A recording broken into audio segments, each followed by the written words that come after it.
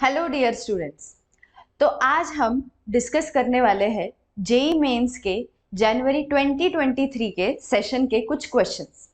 तो इन क्वेश्चंस को डिस्कस करने से तुम लोगों को एक आइडिया आ जाएगा कि किस टाइप के क्वेश्चंस आते हैं एग्जाम में, उनका फ्रेमवर्क कैसा होता है। तो चलिए शुरू करते हैं। सो लेट अस बिगिन।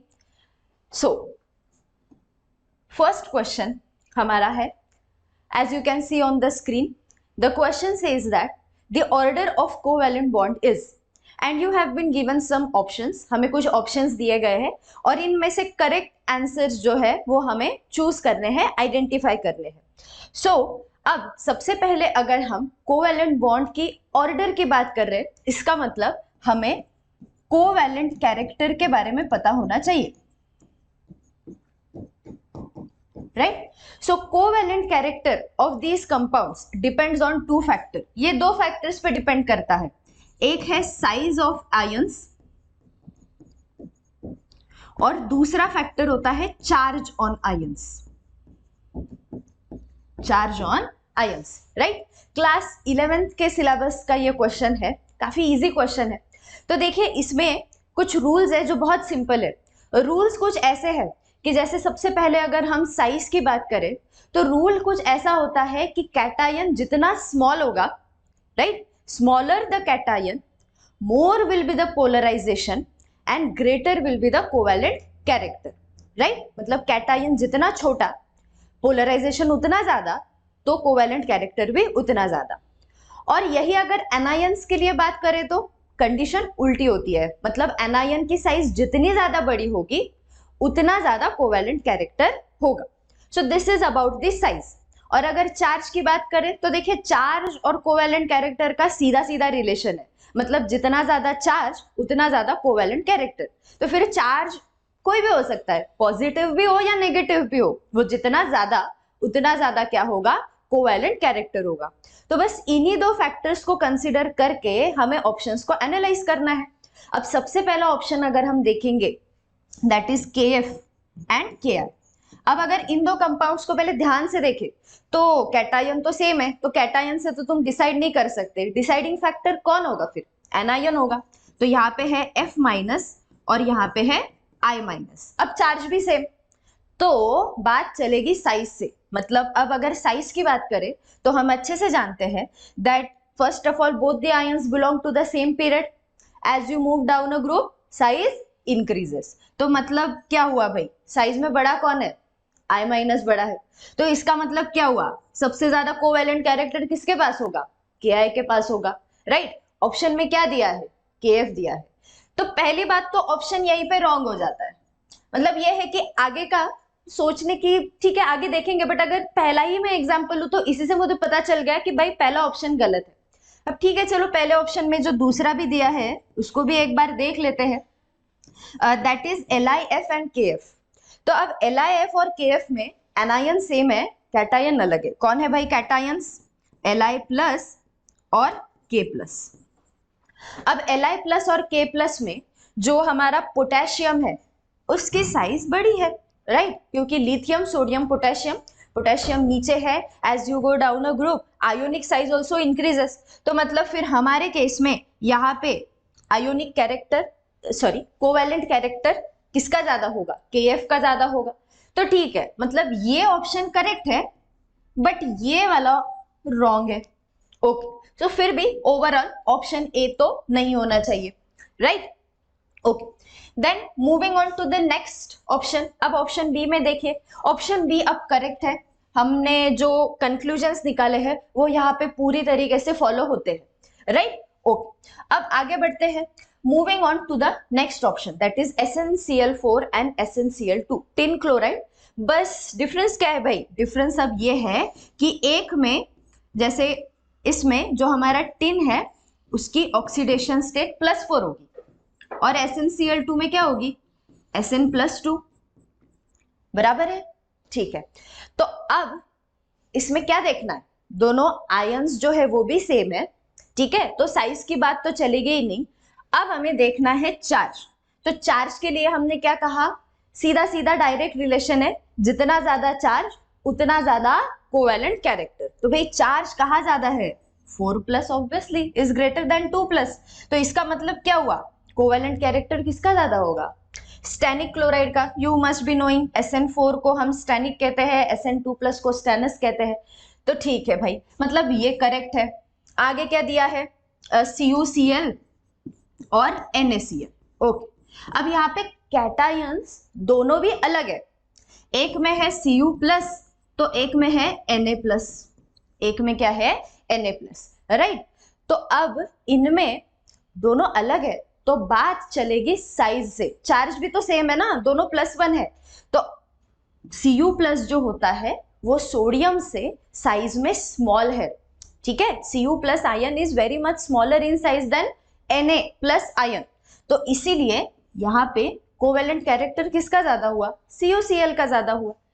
ठीक है भाई, यहाँ पे भी वही कहा है, मतलब ये भी करेक्ट है। ओके, और अब अगर डी एंड ई के ऑप्शंस देखे तो इन्होंने बस ऊपर वाले ऑप्शंस को मिक्स एंड मैच किया है, ठीक है। अब अगर आपने करेक्ट पेयर्स पहचान लिए हैं तो आप बहुत आसानी से पहचान सकते हो कि दोनों ऑप्शन सही है या नहीं। अब यहाँ पे देखे तो ठीक है ये सही है, then but no this is wrong, NaCl का ज्यादा नहीं है covalent character. Last option E में देखे तो लास्ट ऑप्शन ई में ठीक है ये पेयर करेक्ट है, Ki का ज्यादा है, and even this is correct. So कौन से सही ऑप्शंस निकले हमारे, ऑप्शन बी, ऑप्शन सी और ऑप्शन ई, राइट। तो देख लीजिए क्या होगा हमारा आंसर, हमारा आंसर होगा option C, that is BCE। अब ऐसे क्वेश्चंस में टाइम बचाने के लिए हमारे पास और एक मेथड होती है जिसे हम कहते हैं एलिमिनेशन मेथड। एलिमिनेशन मेथड मतलब क्या, कि जैसे अब मुझे पहला ही ऑप्शन देख के ये पता चल चुका था कि ए मेरा आंसर, मेरा ए ऑप्शन पूरी तरीके से गलत है, so easily I can eliminate those options where A was present, मतलब ये मेरा आंसर नहीं हो सकता, ठीक है। उसी तरीके से अगर कोई और एक भी तुम पहचान लेते तो उस हिसाब से तुम आगे बढ़ सकते हो। तो मतलब ऐसे लेंथी क्वेश्चंस में एलिमिनेशन वाली मेथड भी कई बार काम करती है और हमें हमारा टाइम सेव करने में हेल्प करती है, ठीक है। तो चलिए आगे बढ़ते हैं, moving on to the next question. Okay, ये हमारा क्वेश्चन है, मैच द कॉलम्स टाइप का क्वेश्चन है। अब ये क्वेश्चन आता है हमारे मेटलर्जी वाले चैप्टर से, क्लास 12 का क्वेश्चन है, जिसमें हम ये पढ़ते हैं कि मेटल्स को कैसे एक्सट्रैक्ट करते हैं, कैसे आइसोलेट करते हैं। क्वेश्चन काफी सिंपल है, सीधा सीधा क्वेश्चन है, तुम्हें बस सिंपली पेयर्स मैच करने हैं, ठीक है। अब जरा ऑप्शंस को हम देखें तो ये जो है ब्लास्ट फर्नेस का थोड़ा पार्ट आप लोगों को 10th में भी था, तो उससे भी कोई भी आसानी से बता सकता है कि ब्लास्ट फर्नेस वाली जो प्रोसेस है वो हम आयरन के लिए यूज करते हैं, राइट, एक्सट्रैक्शन ऑफ आयरन, ठीक है भाई। फिर उसके बाद electrolytic cell we use this method in the extraction of aluminium.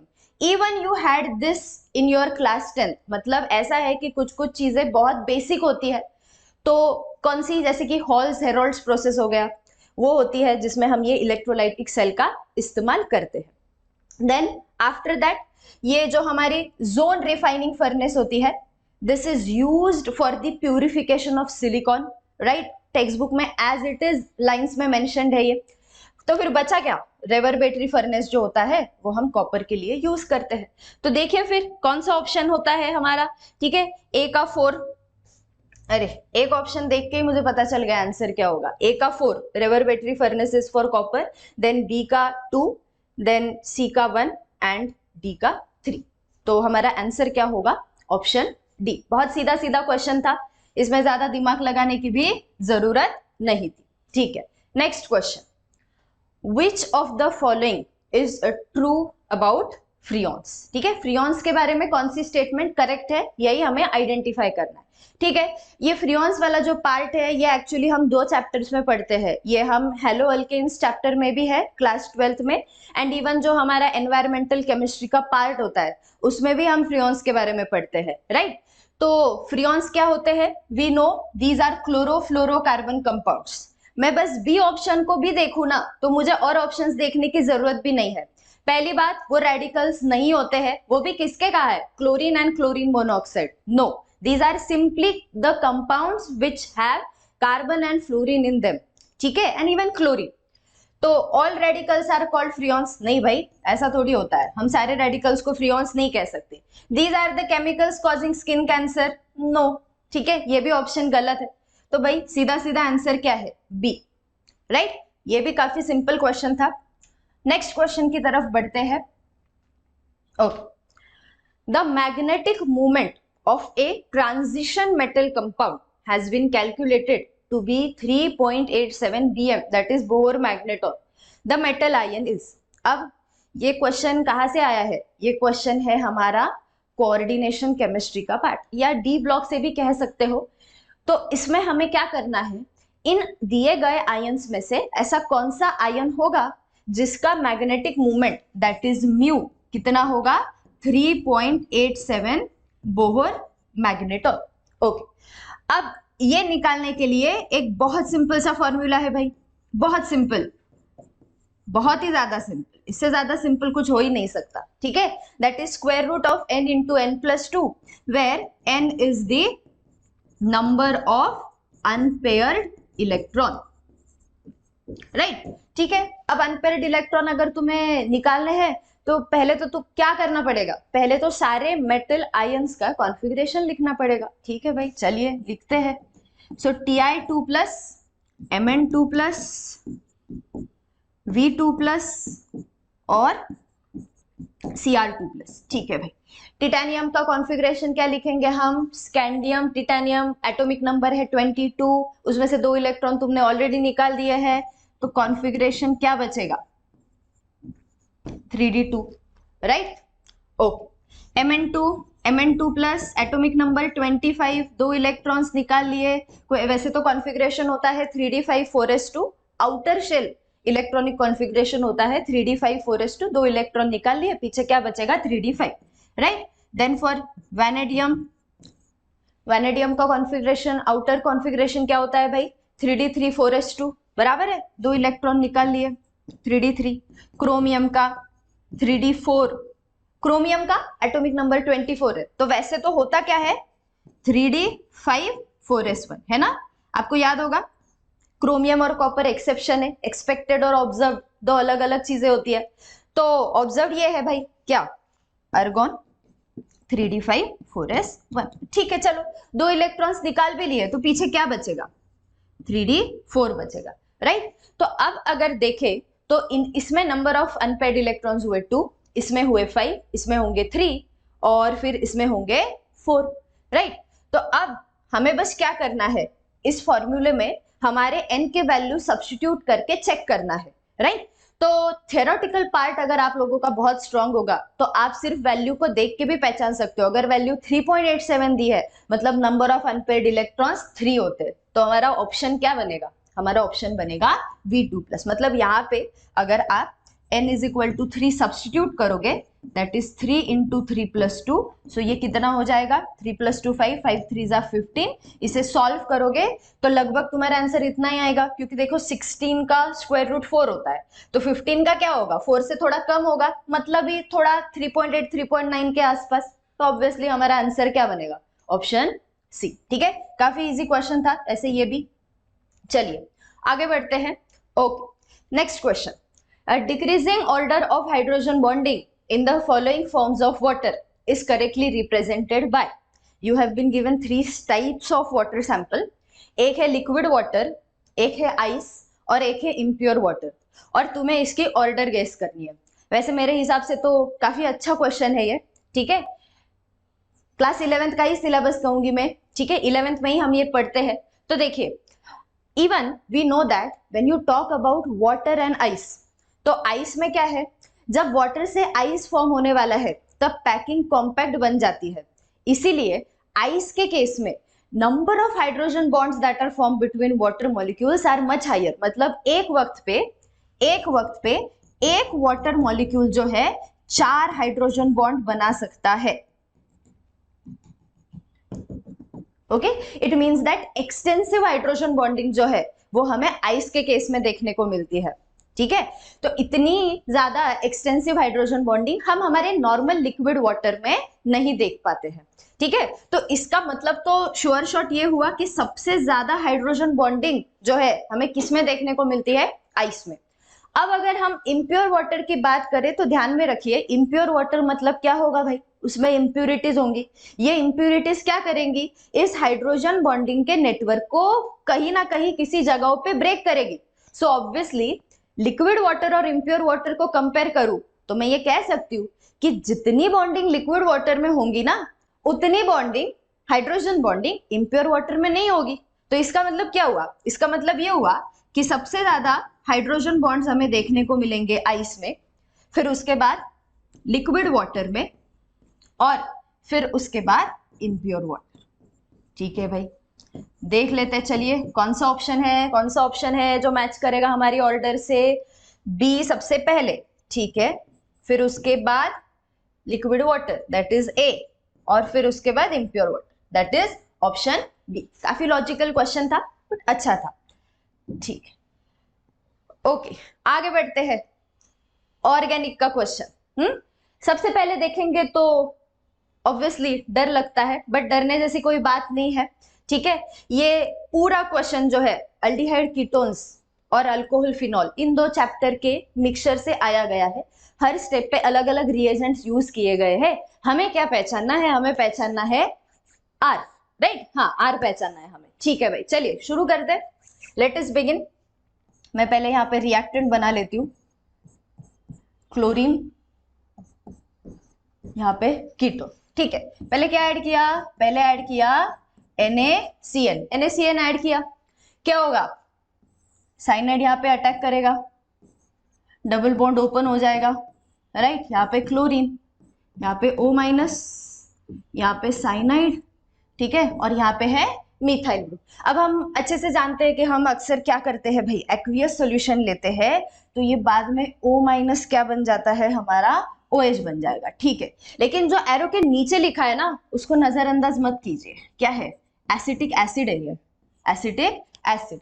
ठीक है, इसको जब मैं एसिटिक एसिड से ट्रीट करूंगी तो क्या होगा, हाइड्रोलाइसिस होगा, हाइड्रोलाइसिस, एसिडिक हाइड्रोलाइसिस कर रहे हो तो क्या होगा, OH बन जाएगा COOH, और सॉरी साइनाइड बन जाएगा COOH। ठीक है, चलो कोई बात नहीं, हाँ, और यहाँ पे है OH और यहाँ पे ऑलरेडी है एक मिथाइल, तो ये क्या हुआ, ये हुआ हमारा P, this is our P।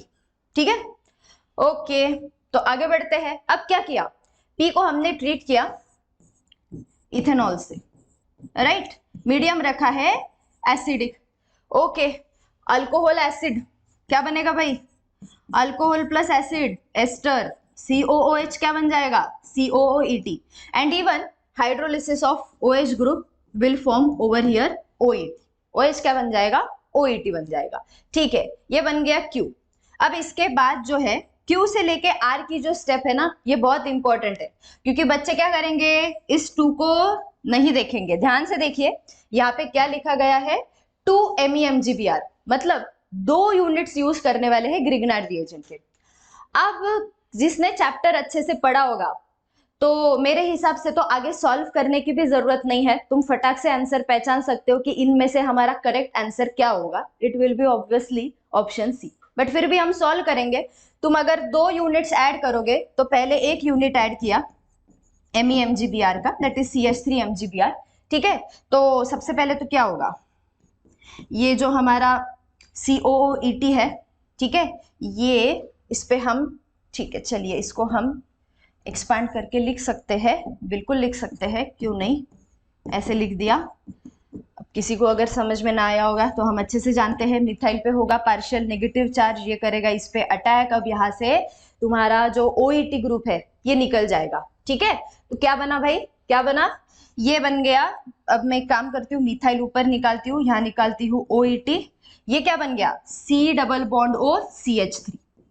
ठीक है, C double bond O CH3। Okay, कुछ देख पा रहे हो, कैन यू ऑब्जर्व समथिंग, अभी भी एक यूनिट बचा है ग्रिग्नार्ड रिएजेंट का, अब क्या होगी, वापस ग्रिग्नार्ड रिएजेंट की एडिशन होगी, किस पे होगी, can you see this group, ये कौन सा ग्रुप है भाई हमारा, कीटोन ग्रुप है, बराबर है। अच्छा, हम जानते हैं कि MEmGBr ऐड करके पहले ये बना, राइट, अब और एक यूनिट ऐड होगा MEmGBr का, और उसके साथ नीचे क्या लिखा है एरो पे, तुम हाइड्रोलिसिस भी कर रहे हो, तुम क्या कर रहे हो, हाइड्रोलिसिस भी कर रहे हो, बराबर है। ठीक है। अच्छा, हमने यहाँ पे क्लोरीन नहीं लिखा, ठीक है भाई, क्लोरीन लिख लेते हैं। ओके, तो क्या हो गया, ये जो हमारा कीटोन है ऑब्वियसली हम जानते हैं क्या होने वाला है, ये बन जाएगा OH, राइट। इस पे एक CH3 पहले से ही था, एक CH3 तुमने ऐड कर दिया, बराबर है। ओके, रुकिए, कुछ गलत कर दिया क्या? नहीं, सही है, सही है, सही है, ठीक है। एक सेकेंड, इसको जरा ऊपर लिखते हैं। ओके, सबसे पहले तो एक methyl group as it is था, हाइड्रोलिसिस करेंगे तो O80 बन जाएगा OH, ठीक है। अब जो नीचे कीटोन है क्या होगा इसमें हम जानते हैं, ये मिथाइल इस तरीके से अटैक करेगा, ये O-OH बन जाएगा, तो मतलब इस कार्बन पे एक और मिथाइल लगेगा, मतलब ये रहा ये कार्बन, बराबर है। इस पे ऑलरेडी एक मिथाइल था, एक मिथाइल तुमने ऐड कर दिया और डबल बॉन्ड O बन जाएगा OH, डबल बॉन्ड O क्या बन जाएगा OH, ठीक है। ये है तुम्हारा CH3 that is Me, clearly देख सकते हो, ऑप्शन होगा हमारा, आंसर होगा ऑप्शन सी। वैसे तो जब मैं Q पे ही आ जाऊंगी ना तो R सॉल्व करने की जरूरत ही नहीं है, मैं इजीली ऑप्शंस को देख के भी पहचान सकती हूँ कि अगर मैं यहाँ पे 2 मिथाइल ग्रुप ऐड कर रही हूँ तो ऑब्वियसली ऑप्शन में 2 मिथाइल ग्रुप दिखने चाहिए और उसके साथ OH भी तो होना चाहिए, ये ग्रिग्नार्ड रिएजेंट का एडिशन।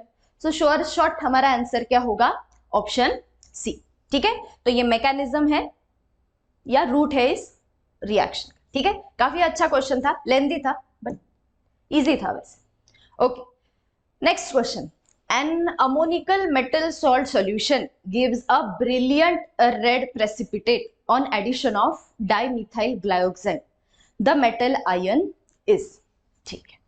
अब ये जो क्वेश्चन है ना, ये ऑलरेडी 1 साल आके गया है, ठीक है, जेई एडवांस में आया था, थोड़ा सा डिफिकल्ट था बट इंट्रोडक्टरी पार्ट तो यही है। And even when you study coordination, तो कोऑर्डिनेशन के एप्लीकेशंस में and even the practicals which you do in the school, उसमें तुम लोगों को एक टॉपिक होता है क्या, क्वालिटेटिव एनालिसिस। उसमें तुम ये पढ़ते हो कि अलग अलग एलिमेंट्स को डिटेक्ट करने के लिए कौन से रिएजेंट्स होते हैं हमारे पास। तो भाई ये जो भाई साहब है ये बहुत पॉपुलर है, डाइमिथाइल ग्लाइकोसाइड, इनको निकेल के एस्टिमेशन के लिए यूज किया जाता है, Ni2+ के एस्टिमेशन के लिए। तो मतलब होता ये है कि जब तुम Ni2+ के किसी भी सैंपल सॉल्यूशन को डाइमिथाइल ग्लाइकोसाइड से ट्रीट करते हो, that is DMG, ammoniacal solution मतलब क्या होगा भाई, अमोनियम हाइड्रोक्साइड ना, अमोनिकल सॉल्यूशन मतलब, तो यहाँ पे कॉम्प्लेक्स बनता है निकेल का, इसीलिए ये पार्ट कोऑर्डिनेशन में भी आता है, right. You get a complex और बाकी बचा क्या, अमोनिया और बाकी वाटर निकलेगा, ठीक है। तो ये जो है ना रोजी रेड PPT, ये कलर बहुत पॉपुलर है, ठीक है, रोजी रेड PPT, रोजी रेड, ठीक है। तो रेड कलर की PPT हमें मिलती है, तो डाइमिथाइल ग्लाइकोसाइड को किसके लिए यूज करते हैं, निकेल के एस्टिमेशन के लिए यूज किया जाता है, ठीक है। काफी इजी क्वेश्चन था।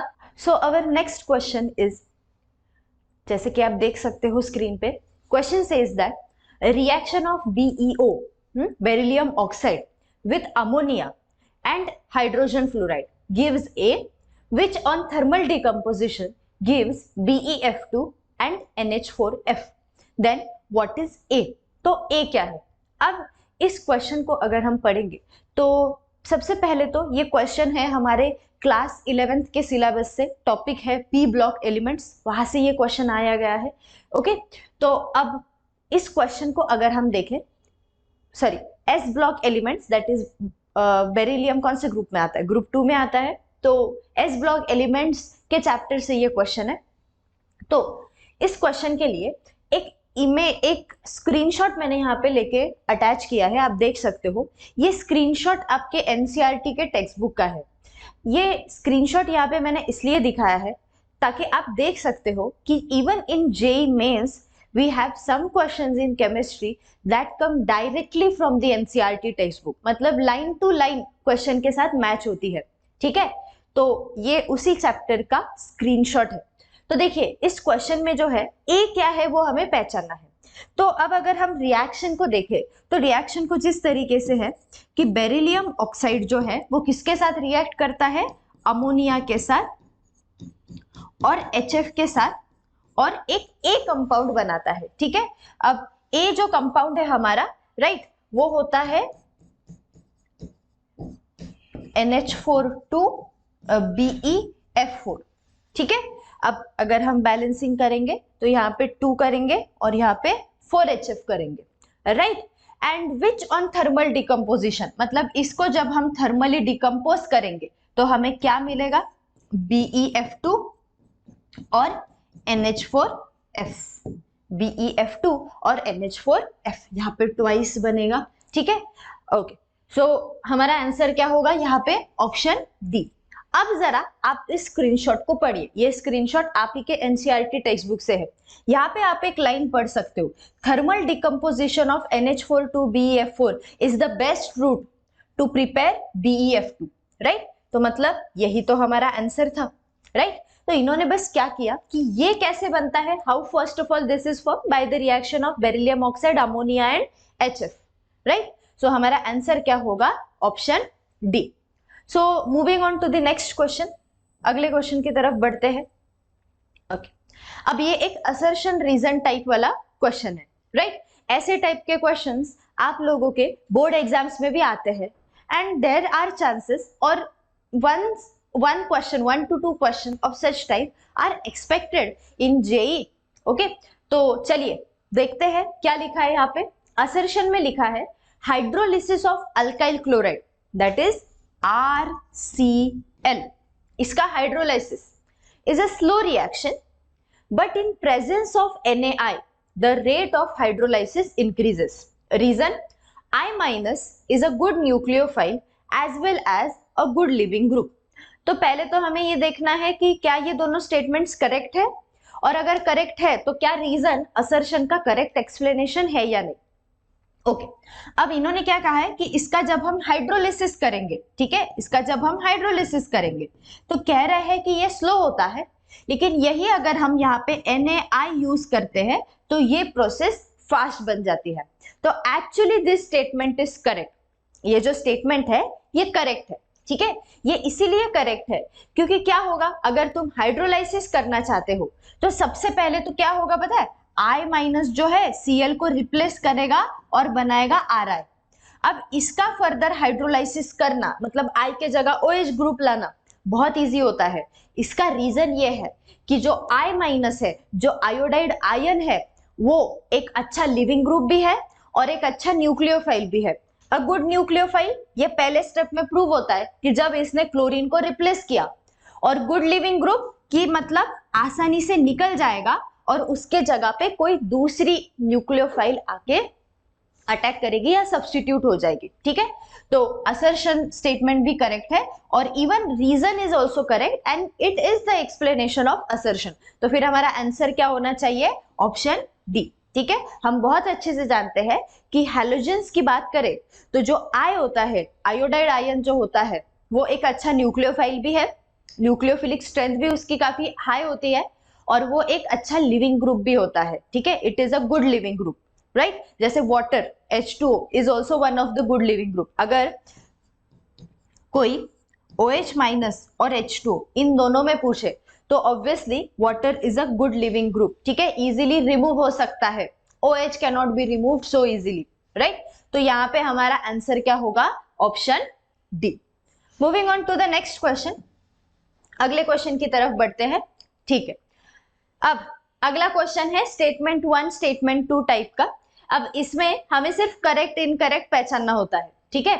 नाउ क्वेश्चन को अगर ध्यान से देखें तो ये क्वेश्चन आया है हमारे क्लास 12 के लास्ट चैप्टर से, that is chemistry in everyday life. Again आप यहाँ पे एक कोई स्क्रीनशॉट देख सकते हो। Again this screenshot is taken as it is from your NCERT text book, ठीक है। आप अगर बस इस पैराग्राफ को एक बार पढ़ लीजिए, आप देख सकते हो कि सीधा सीधा क्वेश्चन पूछा गया है, आपको ज्यादा दिमाग लगाने की भी जरूरत नहीं है। क्या बोला है, स्टेटमेंट 1 में कहा है nor adrenaline is a neurotransmitter. Statement 2 में कहा है low level of nor adrenaline is not, हाँ नॉट को ध्यान से देखिए क्या होता है, ये एक गलती होती है, बच्चे अक्सर नॉट इनकरेक्ट में इन ये देखना ही भूल जाते हैं और पूरा क्वेश्चन गलत करके आते हैं। क्या कहा है? Low level of nor adrenaline is not the cause of depression in human. तो सबसे पहली बात तो ये एक न्यूरोट्रांसमीटर है, ये करेक्ट है, बट जो स्टेटमेंट 2 कही है वो गलत है। ठीक है, क्या होता है जब इसकी लेवल लो हो जाती है तो जो सिग्नल्स का जो ट्रांसमिशन होता है, ठीक है, ब्रेन से, तो वो जो है वो स्लो डाउन हो जाता है। और अगर वो स्लो डाउन हुआ ना तो ह्यूमंस में डिप्रेशन देखा जाता है, right. So low level is actually a cause of depression in humans. मतलब ये स्टेटमेंट जो है वो एक्चुअली गलत है। ठीक है, देखो ये आपके एनसीईआरटी टेक्स्ट बुक का ही स्क्रीनशॉट है, देखिए आप यहाँ पढ़ सकते हैं। For example, noradrenaline is one of the neurotransmitter that plays a role in mood changes. If level is low for some reason, then the signal sending activity becomes low and the person suffers from depression। तो देख लीजिए as it is, 3 line से, महज 3 line से एक पूरा JEE का question बन गया है। ठीक है, तो क्या कहेंगे हम? स्टेटमेंट 1 इज ट्रू एंड और correct and statement 2 is incorrect. ठीक है भाई, तो क्या होगा हमारा ऑप्शन? होगा आंसर होगा हमारा ऑप्शन सी, राइट। ठीक, तो आगे बढ़ते हैं। सो ऐसे क्वेश्चन से हमें बस एक बात ध्यान में रखनी है, that some questions are very easy, मतलब जिनको आप बहुत इजीली अटेम्प्ट कर सकते हो अगर आपका रीडिंग बहुत थरो है एनसीईआरटी टेक्स्ट बुक्स का। Now again, even in the next question you can see a screenshot over here. पहले क्वेश्चन पढ़ते हैं। क्वेश्चन में क्या कहा है? It is observed that the characteristic X-ray spectra of element shows regularity when frequency to the power n, that is v raised to n of x-rays emitted is plot against atomic number z, following graph is obtained, then what is the value of n, right। तो जो frequency है हमारी, new जो frequency है, okay, it is raised to the power n, और हमने उसका graph plot किया है किसके अगेंस्ट? एटॉमिक नंबर के अगेंस्ट, राइट। तो मतलब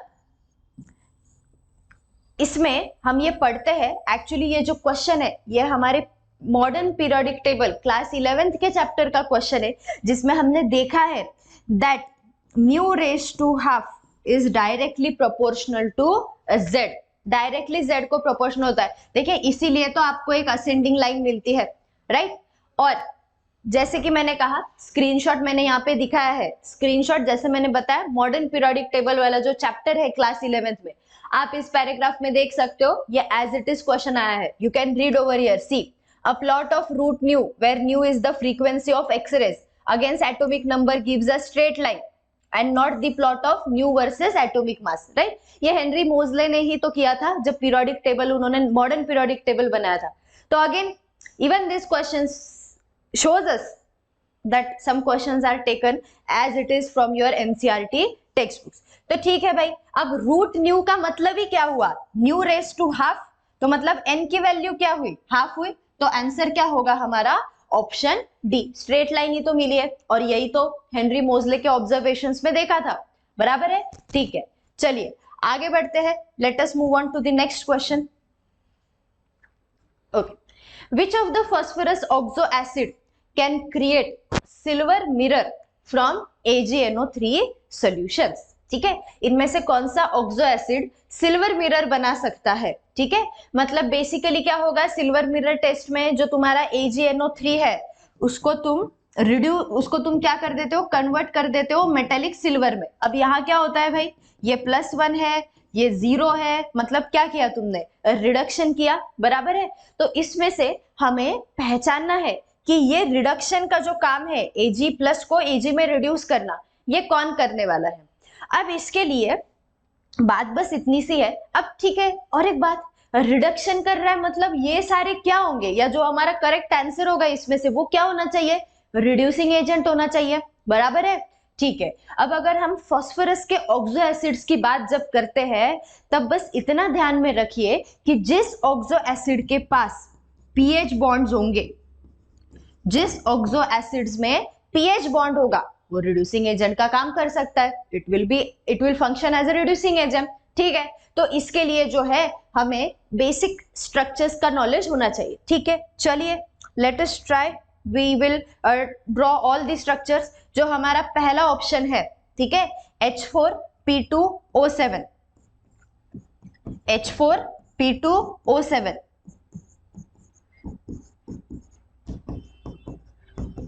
ये है इसका स्ट्रक्चर, ठीक है, H4P2O7 का। Can you see any PH bond? No, मतलब ये हमारा आंसर नहीं है। Then HPO3N,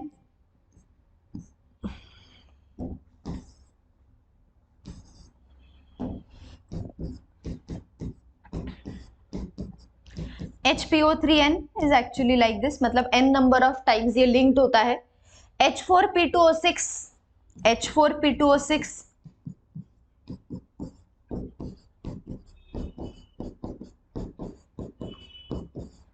this is H4P2O6, even it does not have a pH bond and तो मतलब ये भी नहीं, ये भी नहीं। अब जो लास्ट ऑप्शन बचा है ऑब्वियसली वही हमारा आंसर होगा, लेकिन हम उसका स्ट्रक्चर ड्रॉ करेंगे, दैट इज H4P2O5। तो H4P2O5,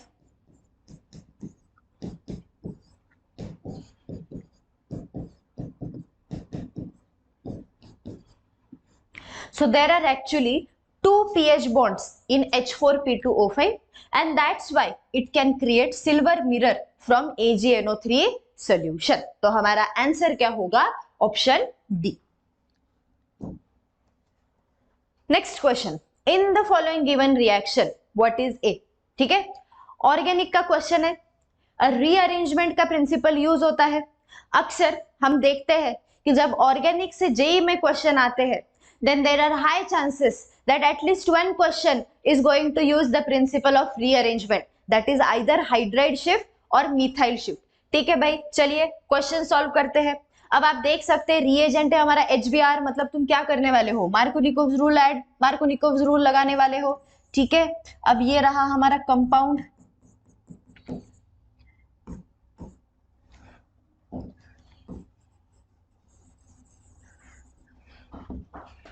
कंपाउंड में क्या है? एक 4 मेंबर्ड रिंग है और बाहर की तरफ है double bond, right? Okay, HBr में क्या होगा भाई? सबसे पहले तो डबल बॉन्ड अटैक करेगा H+ पे, बराबर है? क्या बनेगा? कैटायन बनेगा। क्या बनेगा भाई? कैटायन बनेगा, राइट?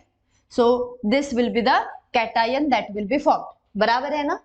यस और नो? ठीक है, ऑब्वियसली जो ज्यादा स्टेबल है वही बनेगा, CH2 पे नहीं बनेगा, इस वाले कार्बन पे ही बनेगा। ठीक है, अब देखिए इसके बाद वाली जो स्टेप है वो बहुत इंपॉर्टेंट है।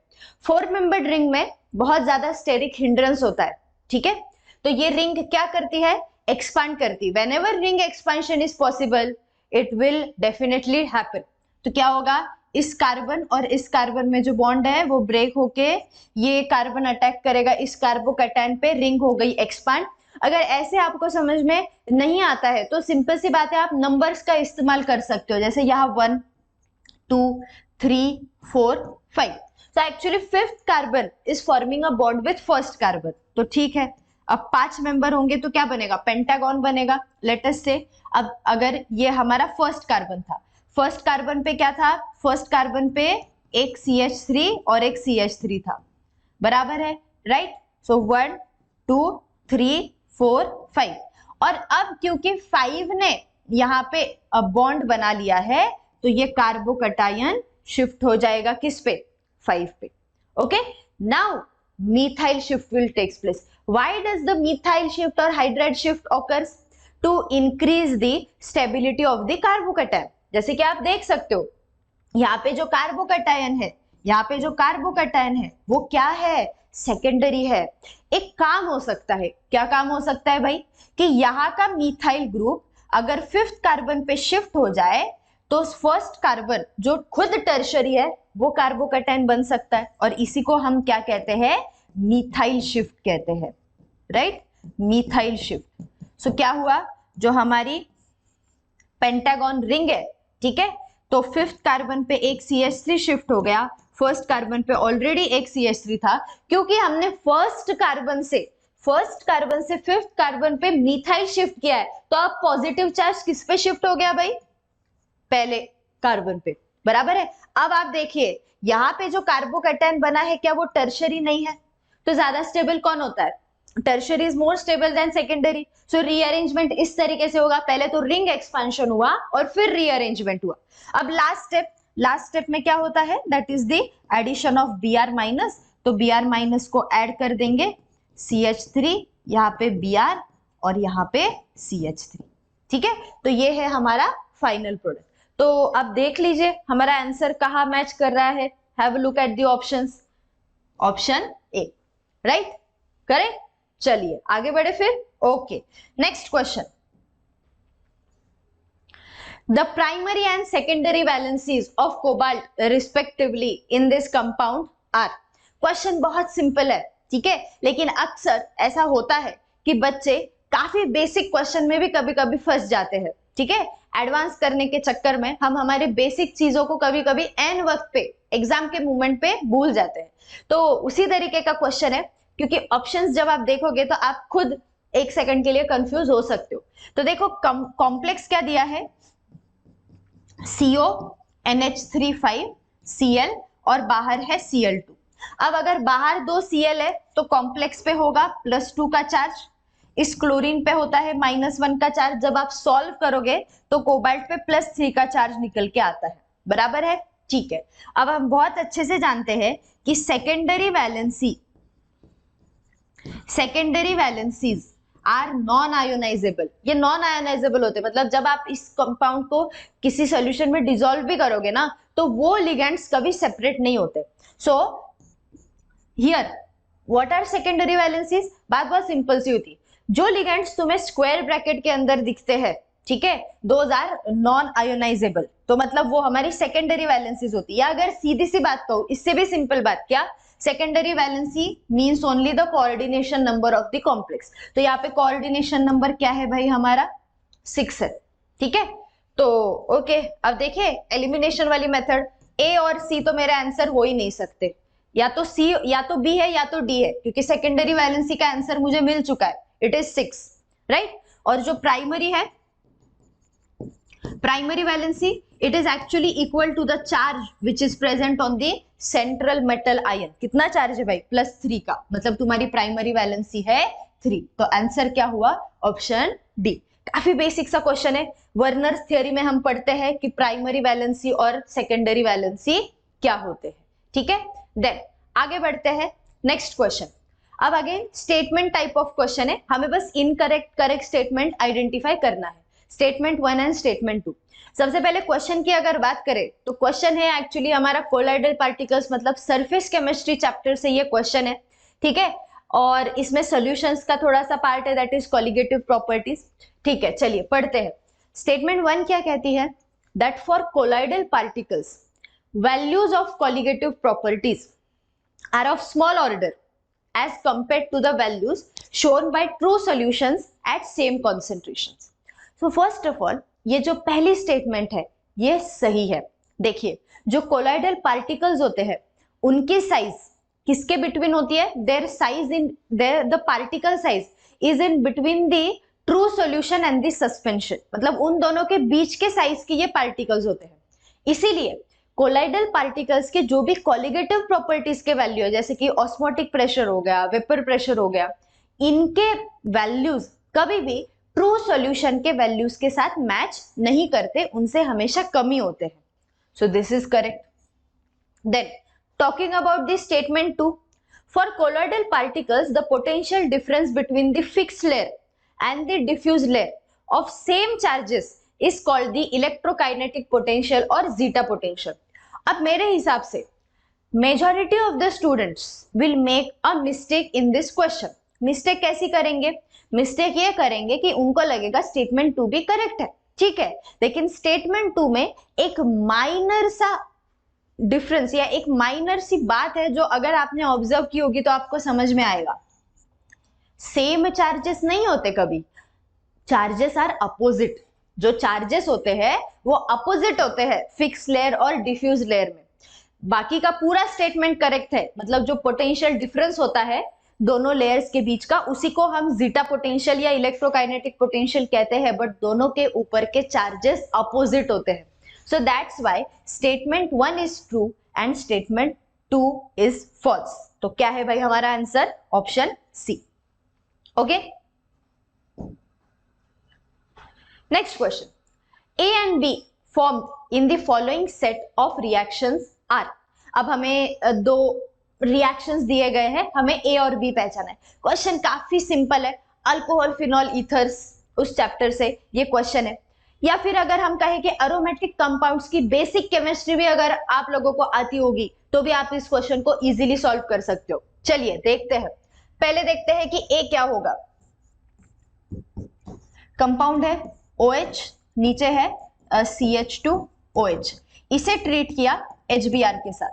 HBr में क्या है, Br minus H plus. Obviously we very well know that direct nucleophilic substitution reaction is very difficult on aromatic compound. Aromatic compounds do not show nucleophilic substitution reactions so easily. मतलब ऐसा तो बिल्कुल नहीं होगा कि Br आएगा और OH को रिप्लेस करेगा, बात को समझो। तो ये नहीं हो सकता। हो क्या सकता है कि यहाँ पे ये जो CH2OH है, जो अलिफेटिक पार्ट है, उसमें Br क्या कर सकता है, OH को रिप्लेस कर सकता है। तो A प्रोडक्ट क्या बनेगा, ऊपर जो OH है वो एज इट इज रहेगा, नीचे CH2OH बन जाएगा CH2Br। क्या बन जाएगा, CH2Br। ठीक है, तो ऑप्शंस को देखें तो सी ऑप्शन मेरा कैंसिल हो गया यहाँ पे, क्योंकि उन्होंने ये किया है, तो ऐसा कभी होता नहीं है। ठीक है, मैंने एक ऑप्शन ऑलरेडी एलिमिनेट कर दिया। ठीक है, चलिए नेक्स्ट रिएक्शन देखते हैं कि बी क्या होगा। Right, okay. अब हमारा जो स्टार्टिंग कंपाउंड है उस पे हमने OCH3 ग्रुप लगाया है, HBr से ट्रीट किया, हीट किया। Again same principle, direct nucleophilic substitution reaction is not possible. तो इसमें क्या हो सकता है, जो Br है वो यहां से CH3 को, सॉरी Br नहीं, H जो है हमारा, ऑब्वियसली क्योंकि HBr में जो हमारा H प्लस है वो क्या कर सकता है, इस CH3 को सब्स्टिट्यूट कर सकता है, और यहाँ पे क्या बनेगा, यहाँ पे आ जाएगा नीचे OH और CH3Br। ये क्या होता है, do you remember this name, ये फिनॉल ही है, डायहाइड्रिक फिनॉल। इसको क्या कहते हैं, याद है, रेसोर्सिनॉल। वैसे तो नाम जानने की जरूरत नहीं है, we don't have to mention the name, but फिर भी तो देख लीजिए फिर हमारा आंसर क्या होना चाहिए, answer should be option D. Okay, next question की तरफ बढ़ते हैं। हमारा नेक्स्ट क्वेश्चन है, uracil is present, uracil is a base which is present in RNA with the following structure, percent of nitrogen in uracil is। so जो uracil का structure है वो दिया गया था, लेकिन अगर स्ट्रक्चर दिया ना गया हो तो हमें उन बेसिक स्ट्रक्चर्स को याद रखना पड़ता है। Right, that is the nitrogenous bases that are present in DNA and RNA। So ये है यूरासिल का स्ट्रक्चर। राइट, तो हमें पूछा गया है कि इस यूरासिल के स्ट्रक्चर में कितना परसेंट ऑफ नाइट्रोजन प्रेजेंट है। ठीक है भाई, तो अब हमें बेसिकली निकालना है परसेंट बाय मास। तो परसेंट बाय मास निकालने के लिए हमारा फॉर्मूला बहुत सिंपल होता है। क्या होता है भाई हमारा formula, that percent of any element. अब हमें एक एलिमेंट का मास परसेंट पूछा है या परसेंटेज पूछा है, so that is the mass of that element divided by mass of molecule into 100, right, into 100 बराबर है। ठीक, तो चलिए फिर सबसे पहले हम क्या करते हैं, सबसे पहले हम ये करते हैं कि यूरासिल का मोलार मास फाइंड करते हैं।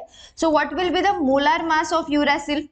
तो इसमें जो जो एलिमेंट्स है उनको गिनिए, इसमें जो जो एलिमेंट्स है उनको गिनिए। जैसे देखिए यहाँ पे एक कार्बन, यहाँ पे एक और यहाँ एक, सो कितने कार्बन है, 4, so that is C4, right? Then यहाँ पे एक हाइड्रोजन होगा, यहाँ पे भी एक हाइड्रोजन होगा। Then how many hydrogen are there? As you can see, there are 4 hydrogen, so that is H4. How many oxygen? 2. And how many nitrogen? 2.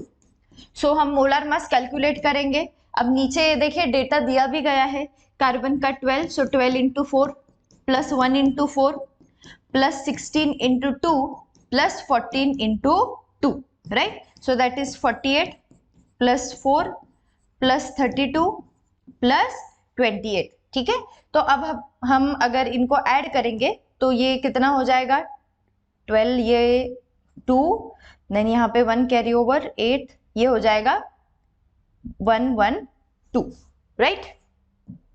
कितना हो जाएगा ये? 112। ठीक है, चलिए देख लेते हैं क्या हमने करेक्टली एडिशन किया है, एक बार कंफर्म कर लेते हैं। Okay 12, yes correct.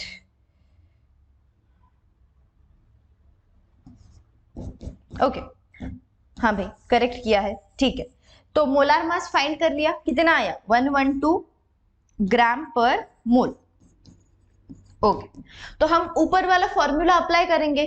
फॉर्मूला क्या कहता है? So percentage of nitrogen is equal to, कितने नाइट्रोजन है? 2, तो उनका मास कितना होगा अगर ग्राम्स में बात करते हैं तो, राइट? ग्राम्स में बात करते हैं तो मास कितना हो जाएगा? 2 nitrogen 28, right? 28। Then how what is the molar mass? Molar mass कितना आया हमारा? 112 इंटू 100, ठीक है। तो जब हम इसे सॉल्व करेंगे तो देखिए 28 1 जा 28 4 जा, okay 112। So 100 divided by 4 is 25%। तो हमारा आंसर क्या है यहाँ पे? आंसर क्या लिखेंगे हम? 25, okay. So these type of question are the numerical value questions, मतलब जहां पे कोई ऑप्शंस नहीं होते, आंसर हमें खुद टाइप करना पड़ता है, right? So accuracy matters a lot in such type of questions, ठीक है। तो हमारा परसेंटेज ऑफ नाइट्रोजन कितना आया? 25%, ठीक है। चलिए आगे बढ़ते हैं, क्वेश्चन काफी सिंपल था। Next question, if wavelength of the first line of the Paschen series of hydrogen atom is 720 nanometer, then the wavelength of the second line of this series is, और आंसर नैनोमीटर में ही पूछा गया है, ठीक है। तो अब अगर देखें तो ये क्वेश्चन आता है हमारे क्लास 11th के सिलेबस का जो सेकेंड चैप्टर है, दैट इज एटॉमिक स्ट्रक्चर, काफी इंपॉर्टेंट चैप्टर है, वहां से ये क्वेश्चन हमें पूछा गया है। अब अगर बात करते हैं पाश्चन सीरीज की, तो हम जानते हैं कि जब हम हाइड्रोजन एटम का स्पेक्ट्रा लेते हैं, you get different spectral lines and these spectral lines were divided into different series, right? तब क्या किया गया था? हाइड्रोजन एटम का जो स्पेक्ट्रा आया था, एमिशन स्पेक्ट्रा जो मिला था, उसके लाइंस को, स्पेक्ट्रल लाइंस को हमने सीरीज में डिवाइड किया था। तो अब अगर इन सीरीज की बात करें तो हम अच्छे से जानते हैं सीरीज कौन से है भाई, याद करने की कोशिश करो। Lyman Balmer Paschen Brackett and पीफर, ओके।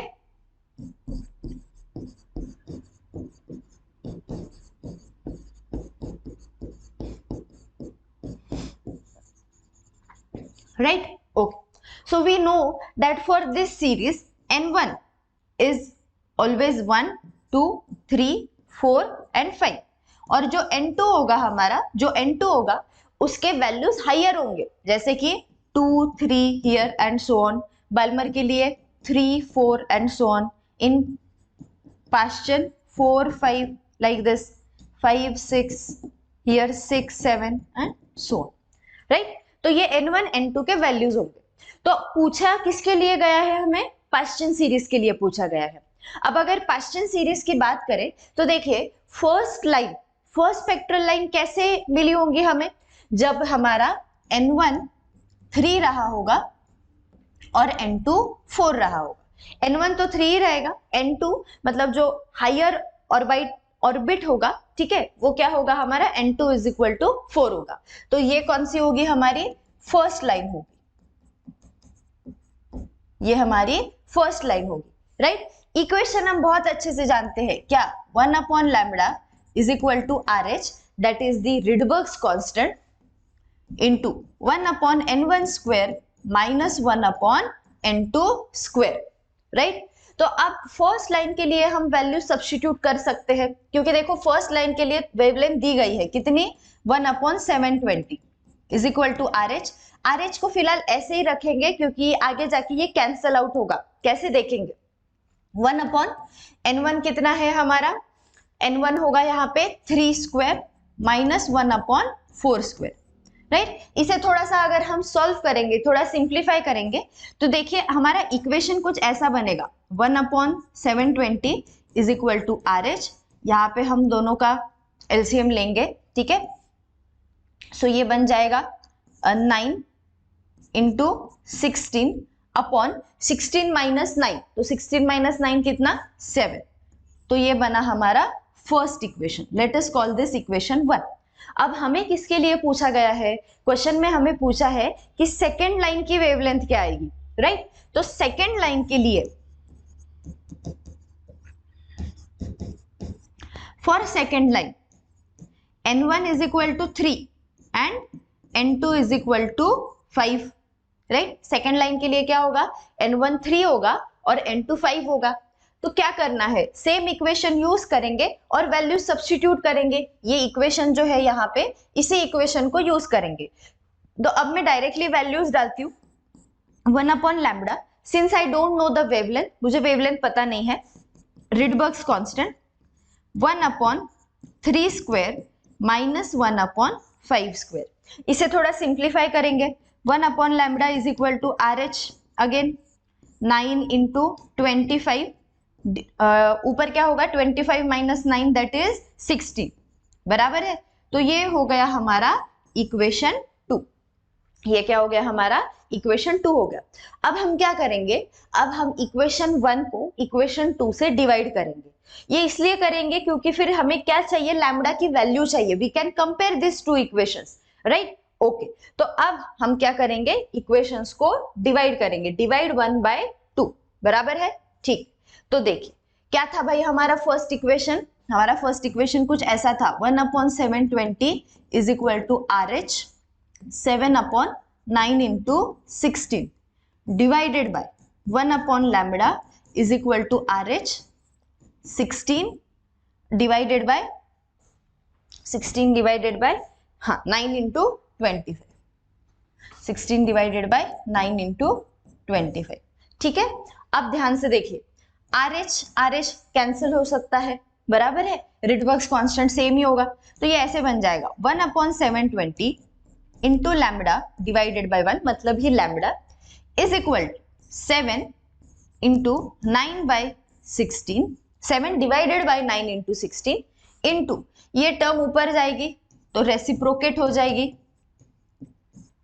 इक्वेशन मिलेगा कुछ इस तरीके का, राइट। तो इसे हम थोड़ा सिंप्लीफाई करेंगे तो देखिए lambda is equal to 1 upon 720 दूसरी तरफ शिफ्ट कर दिया, 9 कैंसिल हो सकता है, तो पीछे बचा क्या, 7 into 25 upon 16 into 16।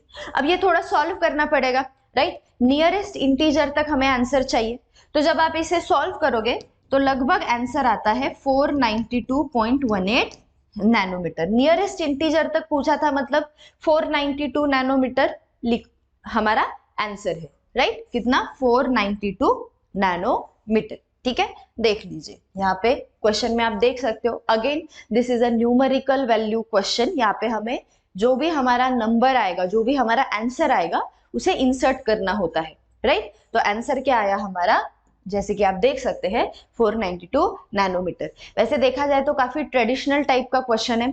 Class 11th के सिलेबस में जब हम थियोरी के लिए पढ़ते हैं तभी भी हम ऐसे टाइप के क्वेश्चन सॉल्व करते हैं, राइट। काफी इजी क्वेश्चन। आगे बढ़ते हैं, नेक्स्ट क्वेश्चन। ओके, अब क्वेश्चन को देखेंगे तो ये जो क्वेश्चन है हमारा, ये क्वेश्चन है क्लास 12th के इलेक्ट्रोकेमिस्ट्री के चैप्टर से, राइट। क्वेश्चन को जरा पढ़ते हैं। क्वेश्चन में क्या लिखा है, eight 298 kelvin a 1 liter solution containing 10 millimoles of dichromate Cr2O7 2- मतलब क्या, dichromate ion and 100 millimoles of Cr3+ that is chromium ion shows a pH of 3, given that the standard reduction potential for this reduction half cell reaction is this much, that is 1.330 volt. And obviously 298 kelvin पे अगर हम बात कर रहे हैं तो हम जानते हैं कि 2.303 into R into T divided by F, इसका आंसर कितना होता है, that is the 0.059. Then they are asking that what is the potential for such half cell reaction, और वो भी दिया है कितना, x इंटू 10⁻³ वोल्ट ऐसा है, बट वो जो x है ना वो हमें फाइंड करना है, राइट। समझ में आ रही बात, ठीक है। चलिए, so let us begin with the question.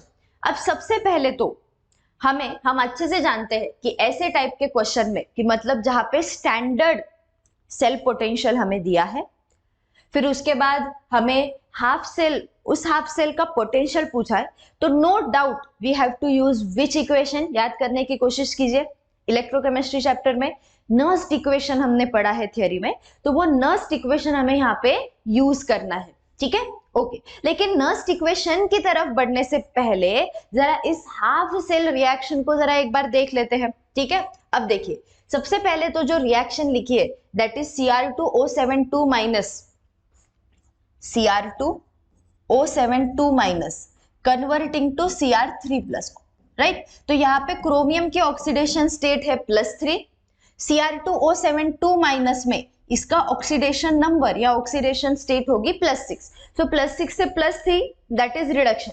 We very well know that +6 to +3 का रिडक्शन एसिडिक मीडियम में होता है, and in acidic medium we always require 14H+, right, and 6 electron, और जो बाय प्रोडक्ट होता है वो होगा 7 वाटर मॉलिक्यूल। बैलेंस करोगे तो यहाँ पे 2 Cr3+ लगेगा।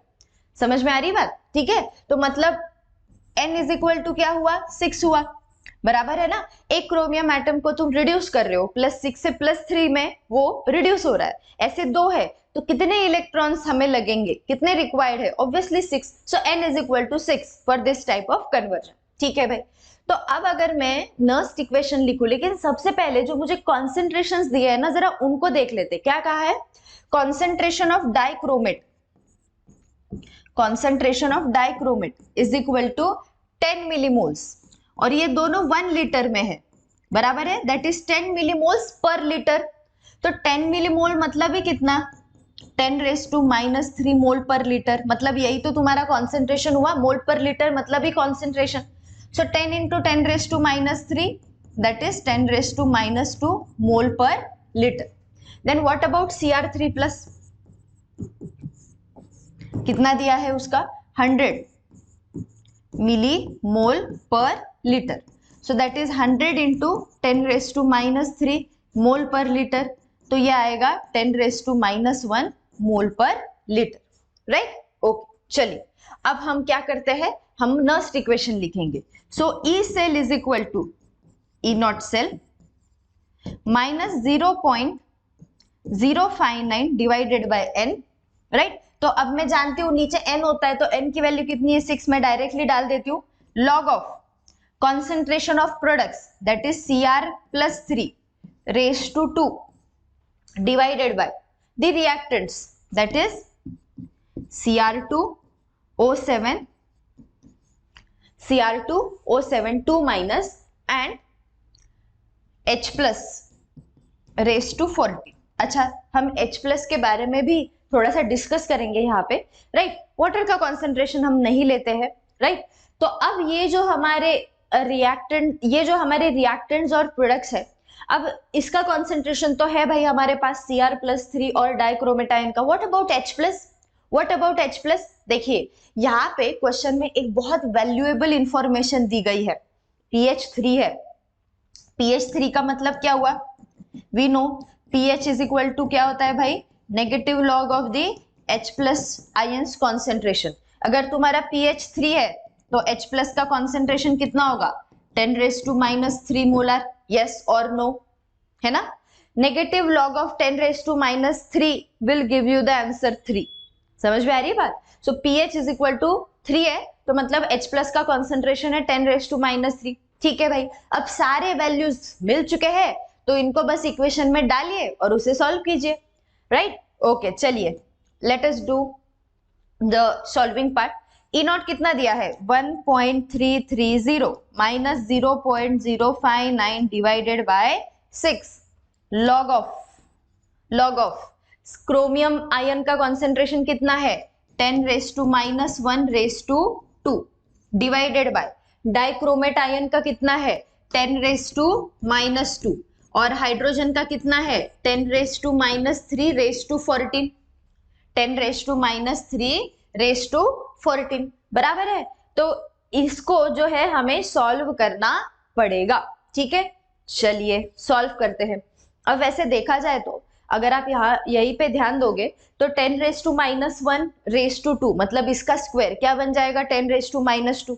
सो 10⁻⁻2 10⁻⁻2 एक्चुअली कैंसिल हो गए, बचा क्या 10⁻3 रेज टू 14। सो 14 इंटू 3 कितना होता है 42। तो मतलब यहाँ पे आंसर कितना आया होगा 10⁻42। ठीक है, चलिए let us write this on a new page. So E cell is equal to E not cell कितना था 1.330 माइनस 0.059 डिवाइडेड बाय 6 बराबर है लॉग ऑफ नीचे क्या आया था हमारा, नीचे क्या बचा था 10⁻42। अब हम जानते हैं, अब हम इसको अगर ऊपर शिफ्ट करेंगे तो ये बन जाएगा log ऑफ 10⁻42। अब ये बहुत अच्छे से जानते हैं log ऑफ 10⁻42 कितना होगा 42 होगा, बराबर है राइट। सो अब हमें क्या करना है, इसे बस सॉल्व करना है, इसे बस क्या करना है सॉल्व करना है, डिवाइड कीजिए मल्टीप्लाई कीजिए और उस वैल्यू को इससे सब्ट्रैक्ट कीजिए। तो जब आप इसको सॉल्व करेंगे तो आंसर आता है 0.917 वोल्ट। ठीक है, कितना आता है 0.917 वोल्ट। अच्छा, अब ये जो 0.917 ये हमारा आंसर आया, लेकिन देखिए क्वेश्चन में जो है क्या कहा है उन्होंने कि पोटेंशियल कितना आता है x इंटू 10⁻³ वोल्ट। ठीक है, x इंटू 10⁻³ वोल्ट। तो क्या मैं इसको ऐसे नहीं लिख सकती,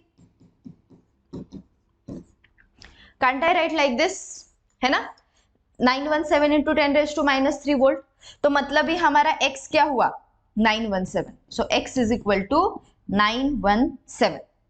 देखिए अगेन न्यूमेरिकल वैल्यू क्वेश्चन था, मतलब यहाँ पे हमें बस x की वैल्यू इंसर्ट करनी थी, कितनी आई 917। Is it clear? ठीक, चलिए आगे बढ़ते हैं next question. Again now this question is from the class 11th syllabus from the chapter chemical equilibrium, बराबर है। ठीक है, क्वेश्चन को अगर ध्यान से देखेंगे तो देखिए क्या पूछा है हमें और क्या करना है। Dissociation constant of acetic acid is x into 10⁻⁻5। Obviously x ही निकालना होगा, बराबर है। ठीक है, और इसके लिए सपोर्टिंग इंफॉर्मेशन क्या क्या दी है देखिए। When 25 ml of 0.2 molar sodium acetate solution is mixed with 25 ml of 0.02 molar acetic acid solution, pH of resultant solution is found to be equal to 5. The value of x is. No doubt question को पढ़ते ही तुमको समझ में आना चाहिए कि ये एक बफर है। ये क्या है? एक बफर है, और वो भी कैसा? एसिडिक बफर है, राइट?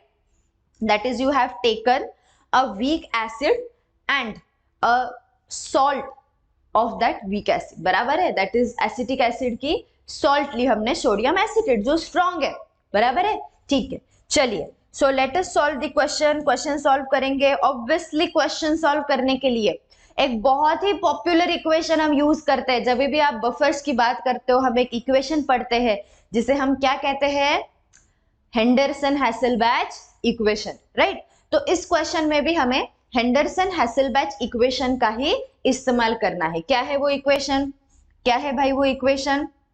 इक्वेशन ये है that pH is equal to pKa plus log of concentration of the salt divided by the concentration of the acid, right? Concentration of the salt divided by the concentration of the acid. ठीक है, तो देखिए अब इस question को solve करने से पहले, अब pH तो हमें दिया गया है 5, pKa मतलब डिसोसिएशन कांस्टेंट, मतलब हमें क्या पूछा गया है? Ka पूछा गया है। तो ठीक है, pKa निकलेगा तो Ka भी निकाल सकते हैं। क्यों?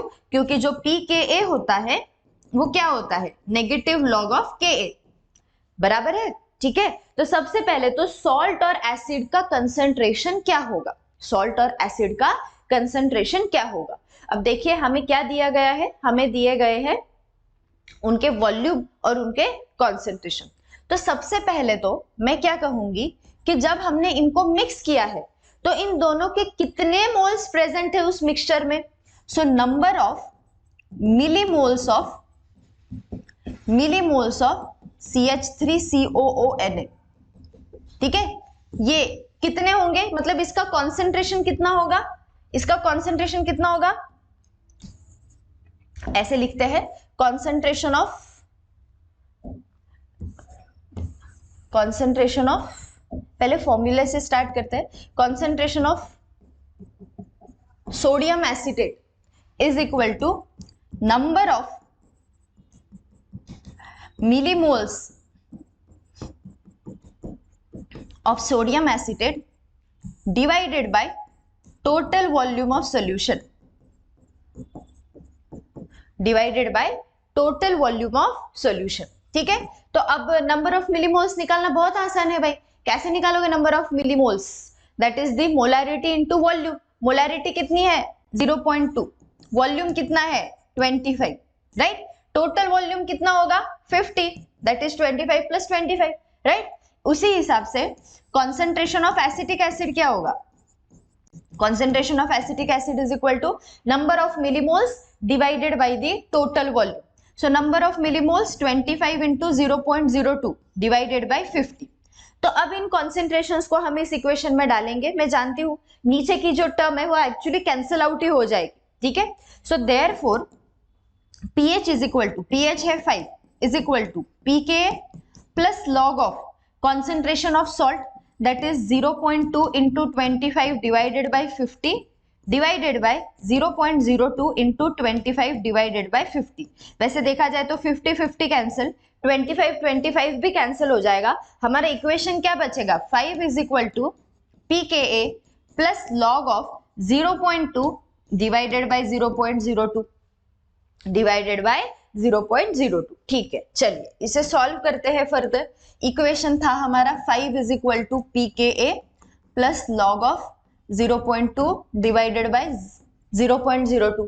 अब हम बहुत अच्छे से जानते हैं कि इसको डिवाइड करेंगे तो हमारा आंसर क्या आने वाला है 10 आएगा, बराबर है। आंसर क्या आएगा 10 आएगा, ठीक है। सो 5 is equal to pKa plus log 10। Therefore हम जानते हैं कि log 10 की वैल्यू 1 होती है, बराबर है। तो pKa कितना आया 4 आया, pKa कितना आया 4 आया। अब अगर pKa 4 है तो Ka कितना होगा, तो क्या तुम्हारा Ka 10⁻⁻4 नहीं होगा। देखिए तभी तो जब आप Ka की वैल्यू 10⁻⁻4 सब्स्टिट्यूट करेंगे प्यारे बच्चों, तो ही तुम्हें आंसर क्या मिलेगा 4 मिलेगा, राइट। ओके, हाँ, तो मतलब Ka कितना है हमारा 10⁻⁻4। अब जरा क्वेश्चन के फॉर्मेट को देखते क्या पूछा था। ओके, डिसोसिएशन कांस्टेंट है x इंटू 10⁻5, ठीक है भाई। तो मतलब इसको उसके फॉर्मेट में लिखते हैं। क्या मैं Ka को 10⁻⁻4 को 10 इंटू 10⁻⁻5 नहीं लिख सकती, राइट। और यही किसके इक्विवेलेंट है हमारे x into 10⁻⁻5। So therefore x की वैल्यू क्या आई,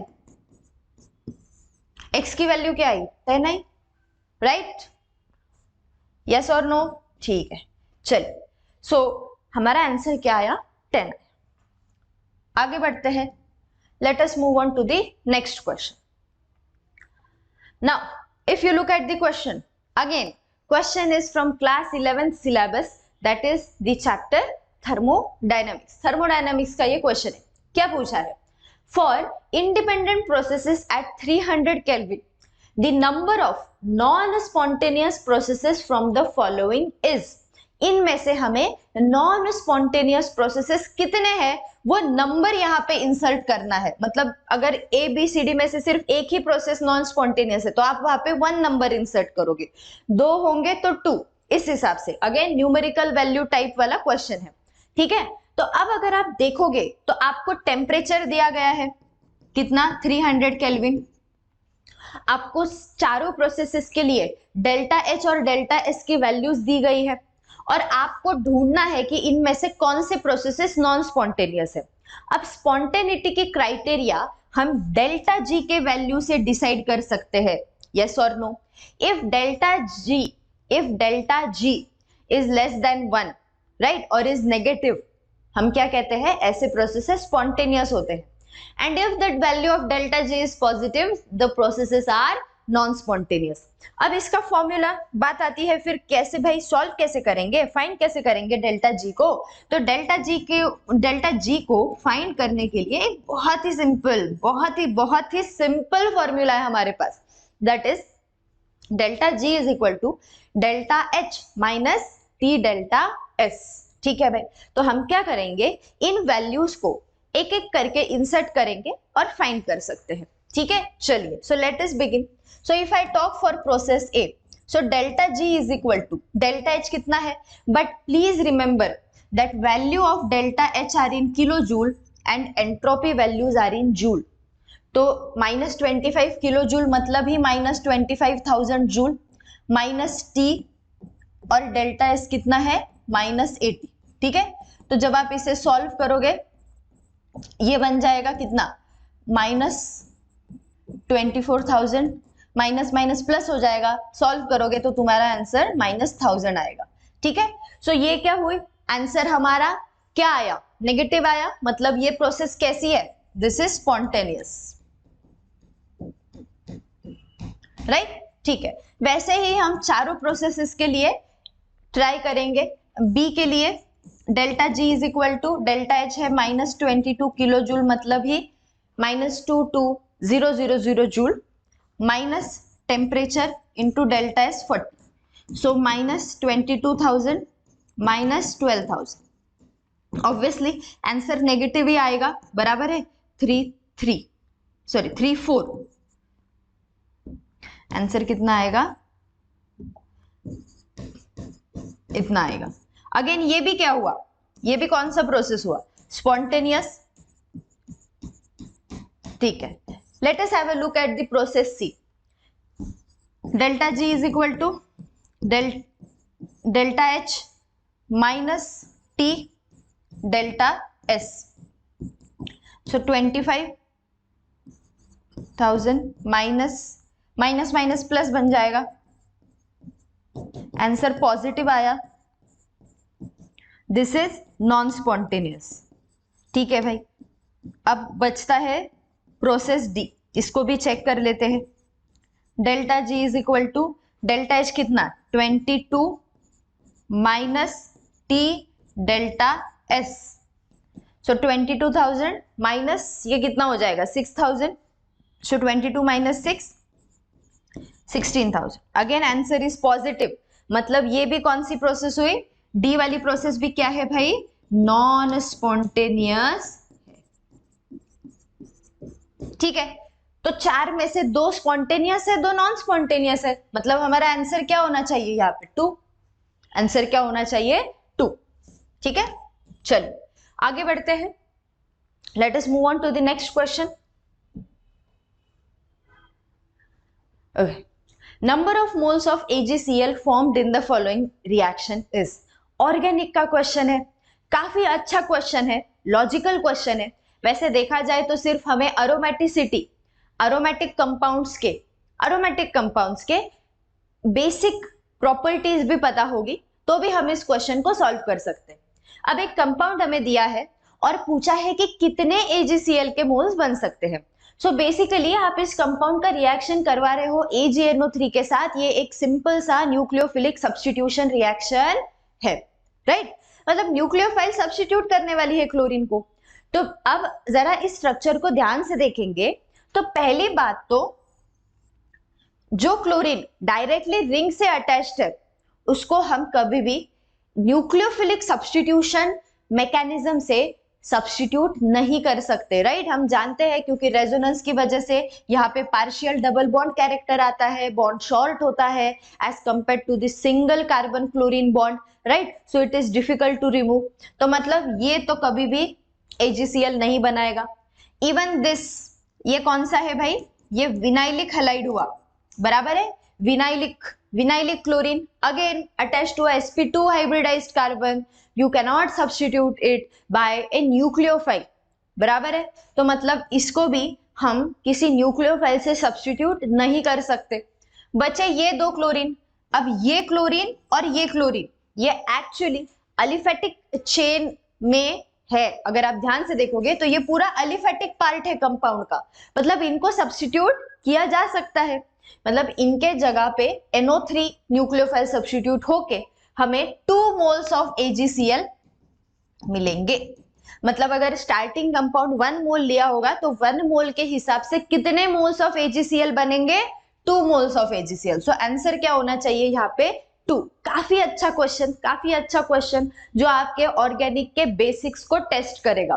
ठीक है, चलिए आगे बढ़ते हैं। Let us move on to the next question.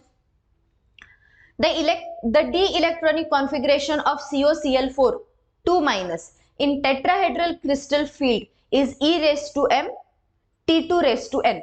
Sum of m and n, that is the sum of m and n.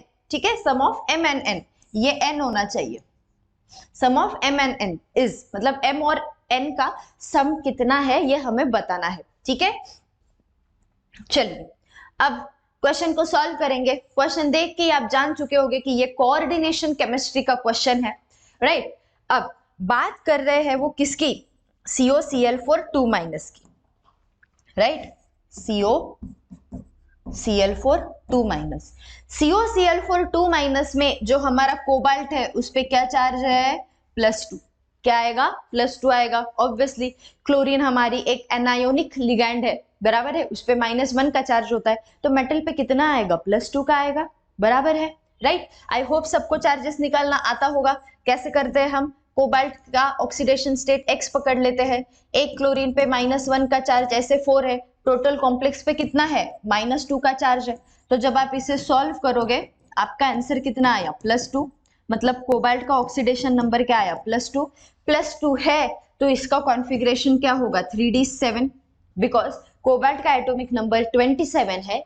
Configuration होगा आर्गॉन 3d7 4s2, 2 इलेक्ट्रॉन निकाले 4s से निकाले तो क्या बचेगा पीछे? 3d7, बराबर है, ठीक है। अब अगर ये बात है तो चलिए आगे बढ़ते हैं। फिर 3d7 है और क्योंकि तुम्हें कहा है कि तुम्हारा कॉम्प्लेक्स जो है वो एक टेट्राहेड्रल कॉम्प्लेक्स है, COCl4 2- is a tetrahedral complex, chlorine is a weak field ligand, so obviously ये कैसा है? हाई स्पिन कॉम्प्लेक्स है। कैसा है?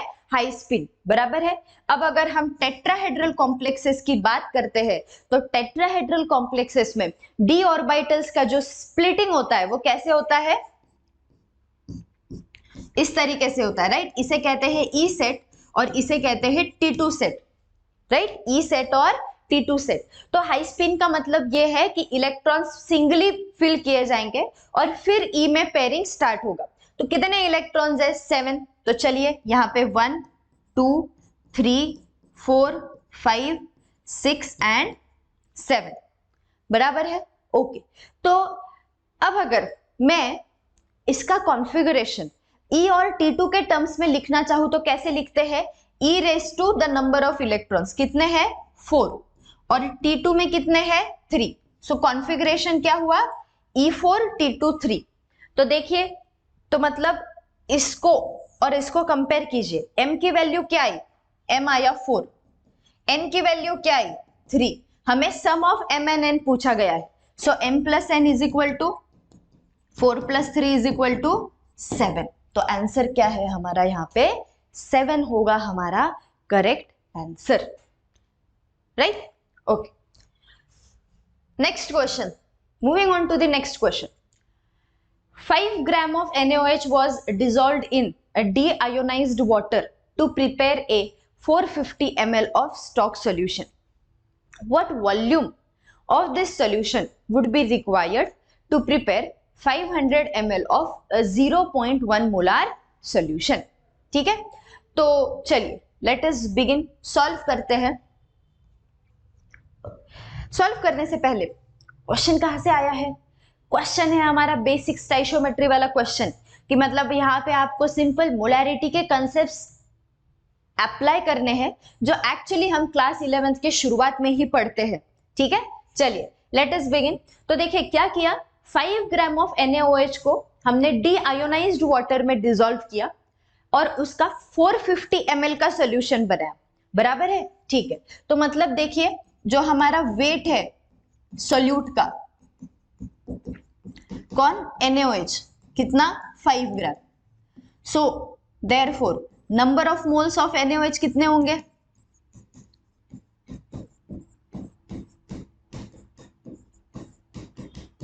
Number of moles of NaOH, given mass divided by molar mass. Given mass 5, molar mass 40 होता है, बराबर है। तो आप चाहिए तो इसको ऐसे भी रख सकते हैं, चाहिए तो सॉल्व भी कर सकते हैं, क्योंकि आगे हम इस आगे वाले इक्वेशन में हम वैल्यू को एज इट इज सब्स्टिट्यूट कर सकते हैं।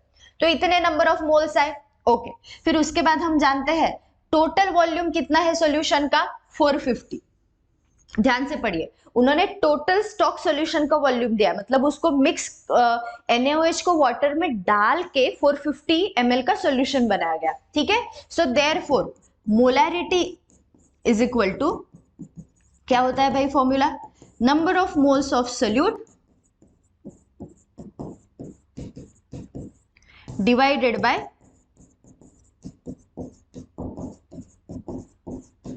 Total volume of solution. So number of moles of solute कितने आए भाई, 5/40, ठीक है। Total volume of solution 450 ml, लेकिन ये लीटर्स में होना चाहिए, हमारा ml में है, तो हम जानते हैं हम क्या कर सकते हैं, ऊपर 1000 से मल्टीप्लाई कर देंगे, ऊपर क्या करेंगे 1000 से मल्टीप्लाई कर देंगे। अब देखिए इसे अगर हम सॉल्व करेंगे, राइट, सो 5 1 जा 5, 9 जा, बराबर है, ये कितना बचा 10/36। तो अगर हम इसे रफली भी सॉल्व करेंगे, ठीक है, रफली भी अगर हम इसे सॉल्व करेंगे तो लगभग जो है हमारा आंसर 27 के आसपास आएगा कुछ, ठीक है, 27 and approx value is 278 molar, ठीक है, 278 मोलर, ओके। अब अगर इतना आंसर हमारा आ चुका है तो अब थोड़ा फर्दर सॉल्व करेंगे, मतलब जो हमारा स्टॉक सॉल्यूशन है उसकी मोलैरिटी हमने फाइंड आउट कर ली, उसकी मोलैरिटी हमने फाइंड आउट कर ली। क्वेश्चन आगे भी है, इतना ही क्वेश्चन नहीं है, क्वेश्चन क्या पूछा है कि इसी सॉल्यूशन में से हमें, मतलब इसी स्टॉक सॉल्यूशन को इस्तेमाल करके हमें 0.1 मोलार का 500 ml सॉल्यूशन बनाना है, तो तुम्हें स्टॉक सॉल्यूशन कितना लेना पड़ेगा। अब जब ऐसे टाइप के क्वेश्चंस आते हैं ना कि जिनमें तुम्हें एक सॉल्यूशन दिया है और उसी सॉल्यूशन को इस्तेमाल करके कुछ एक अलग कॉन्सेंट्रेशन का सॉल्यूशन हमें बनाना है, तो इसके लिए हम एक बहुत सिंपल सा फॉर्मूला यूज करते हैं जो कि हमारा समय बचाता है।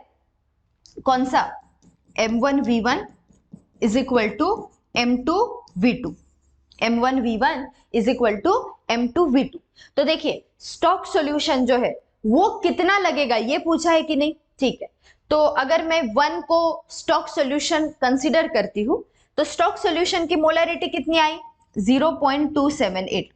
उसी का वॉल्यूम कितना लगेगा यही तो तुम्हें निकालना है, बराबर है ना। स्टॉक सॉल्यूशन का वॉल्यूम कितना लगेगा ये फाइंड करना है, ठीक है। फिर जो सॉल्यूशन बनाना है स्टॉक को यूज करके उसके कॉन्सेंट्रेशन क्या क्या है, मतलब 500 ml बनाना है और कॉन्सेंट्रेशन कितना होना चाहिए, 0.1 होना चाहिए, बराबर है, ठीक है। तो अब हम इसे सॉल्व करेंगे, तो देखिए इक्वेशन काफी इजी है। So that is V1 is equal to 500 into 0.1 divided by 0.278, 0.278। तो इतना सॉल्व करने के बाद हमें क्या करना है, बस फाइनल आंसर निकालना है, राइट। तो फाइनल आंसर जब हम इसे सॉल्व करेंगे तो ये आता है लगभग 180 ml के बराबर, ठीक है। तो 180 क्या होगा हमारा आंसर होगा। तो अगेन ये भी हमारा न्यूमेरिकल वैल्यू टाइप क्वेश्चन है कि जिसमें हमें जो हमारा नंबर आएगा, जो हमारा आंसर आएगा वो हमें इंसर्ट करना है, ठीक है। चलिए आगे बढ़ते हैं, next question, okay. Next question, अब क्वेश्चन को जरा पढ़ते हैं। क्वेश्चन में लिखा है व्हेन Fe 0.93 O, मतलब ये ऑक्साइड है आयरन का, is heated in the presence of oxygen, it converts to Fe2O3। The number of correct statements from the following is. तो इनमें से कौन से स्टेटमेंट्स करेक्ट है ये हमें फाइंड आउट करना है, ठीक है। चलिए, तो क्वेश्चन एक्चुअली है सॉलिड स्टेट चैप्टर से, जो क्लास 12 का पहला ही चैप्टर है, ठीक है। अब देखिए, अब जब हमें कहा है कि वो जो FeO है, राइट, जिसको हम यूज कर रहे हैं, जिसको हम हीट कर रहे हैं ऑक्सीजन के प्रेजेंस में, वो कैसा है, Fe 0.93, मतलब जो हमारे Fe के एटम्स है with respect to oxygen atoms they are less. 0.93 का मतलब क्या है, लेस है। तो देखिए अब बाकी के स्टेटमेंट्स सॉल्व करने से पहले हमें हमारा एक स्टेटमेंट यहीं पे करेक्ट मिल जाता है। हम जानते हैं कि एक्चुअली ऐसे टाइप के डेफिशिएंसी को हम मेटल डेफिशिएंसी कहते हैं। So actually this FeO is a metal deficient with lattice comprising of CCP arrangement of oxide ion। Cubic close packing में कौन होते हैं, ऑक्साइड के आयंस होते हैं। सो एक्चुअली सी स्टेटमेंट तो यही पे करेक्ट है, लेकिन जो बाकी के स्टेटमेंट्स है ना, उनके लिए हमें इस क्वेश्चन को सॉल्व करना पड़ेगा। We will have to solve this question, ठीक है। चलिए, सो लेट अस बिगिन। अब अगर हम कह रहे हैं कि ये इसका कंपोजिशन है, so I will say that let the number of Fe2 ions be X and the number of Fe3 plus ions be 0.93 minus X। हम अच्छे से जानते हैं कि ऐसे टाइप के लैटिसेस में क्या होता है कि इनके कुछ आयंस जो है हायर ऑक्सीडेशन स्टेट्स में प्रेजेंट होते हैं, right. Some of Fe will also be present in the form of Fe+3। तो अगर Fe2+ का कॉन्सेंट्रेशन X है तो Fe3+ का कितना होगा, 0.93 माइनस X, क्योंकि दोनों का टोटल इतना ही है, बराबर है। अब चार्ज न्यूट्रलिटी का प्रिंसिपल अगर हम अप्लाई करें कि हम जानते हैं कि जितना चार्ज Fe पे होगा उतना ही चार्ज ऑक्सीजन पे होगा कि नहीं, ठीक है। तो देखिए Fe2+ के आयंस कितने हैं, X, तो मतलब उन पे टोटल आयंस पे कितना चार्ज होगा, 2X, मतलब जितने भी X है, जितने भी Fe2+ है मल्टीप्लाइड बाय 2, प्लस वैसे ही जो Fe3+ है उन पे भी कितना चार्ज होगा, 3 इंटू 0.93 माइनस X, और यही चार्ज ऑक्सीजन पे जितना है ना उसका इक्वल होना चाहिए, बराबर है। जितना कैटायन पे उतना एनायन पे, राइट। तो अब अगर हम इसे सॉल्व करेंगे सो 2X प्लस ये कितना हो जाएगा, 2.79 minus 3X is equal to 2। So ये क्या बन जाएगा फिर, minus X plus 2.79 is equal to 2, therefore X is equal to 2.79 minus 2, right. तो कितना आया हमारा यहाँ पे आंसर, 0.79। कितना आया, 0.79। तो अगर X 0.79 है तो फिर हमारा 0.93 माइनस X मतलब Fe3+ के नंबर ऑफ आयंस कितने आएंगे, 0.93 माइनस 0.79, राइट। तो ये कितना आ जाएगा, 0.14। कितना आ जाएगा, 0.14, ठीक है। यहां तक बात क्लियर है, ओके। तो अब मैं कह सकती हूं कि ये नंबर ऑफ आयंस ही मैं नंबर ऑफ मोल्स के हिसाब से भी बात कर सकती हूँ। अगर मैं कहूँ कि 1 मोल मैं ये कंपाउंड लेती हूँ तो उसमें जो नंबर ऑफ मोल्स होंगे किसके, Fe के, वो इतने ही होंगे ना, 0.93 टोटल दोनों के मिला के। तो अगर मोल्स के टर्म्स में बात कर रहे हो तो फिर मैं कह सकती हूँ that number of moles of Fe2+ कितना है, Fe2+ 0.79 और Fe3+ 0.14, ठीक है। तो अब अगर ये सही है तो मतलब बी स्टेटमेंट भी सही हुई, that is number of moles of Fe2 and Fe3+ इन 1 मोल। 1 मोल के हिसाब से बात करेंगे तो बिल्कुल भाई बढ़िया यही होगा, ठीक है, ओके। तो मतलब ये भी निकाल लिया। अब बचते हैं, let us see that whether the statements A and D are correct और नॉट। A और D हमारे स्टेटमेंट्स करेक्ट है या नहीं, ठीक है। चलिए आगे बढ़ते हैं। अब अगर हम डी स्टेटमेंट को देखें ना तो डी स्टेट में परसेंटेज कंपोजिशन की बात हो रही है। किसकी बात हो रही है, परसेंटेज कंपोजिशन की। अब अगर तुमने नंबर निकाल लिए हैं तो परसेंटेज कंपोजिशन निकालना क्या ही डिफिकल्ट होगा। तो चलिए फिर, so percentage composition of Fe2+ कितने हैं। अब अगर आप मोल के टर्म्स में बात कर रहे हो तो भी करेक्ट है, आप नंबर ऑफ आयंस के टर्म में बात कर रहे हो तो भी करेक्ट है, बात एक ही है, बराबर है। अब अगर Fe2+ के हमारे नंबर ऑफ मोल्स कितने आए, 0.79, बराबर है, 0.79। टोटल कितने थे, 0.93 इंटू 100, ये हुआ परसेंटेज ऑफ Fe2+, वैसे ही परसेंटेज ऑफ Fe3+, कितना होगा percentage of Fe3+? 0.14 divided by 0.93 into 100, ठीक है। तो जब आप इन्हें सॉल्व करोगे ना, आपका आंसर इतना आएगा 85 और 15, लगभग आ जाएगा 85 और 15। तो देखते हैं क्या स्टेटमेंट डी में वही ऑप्शंस है, बिल्कुल। तो मतलब स्टेटमेंट डी भी हमारी करेक्ट है। अब बचती है हमारी पहली statement, that is equivalent weight of Fe0.93 O is molecular weight divided by 0.79, ठीक। तो इक्विवेलेंट वेट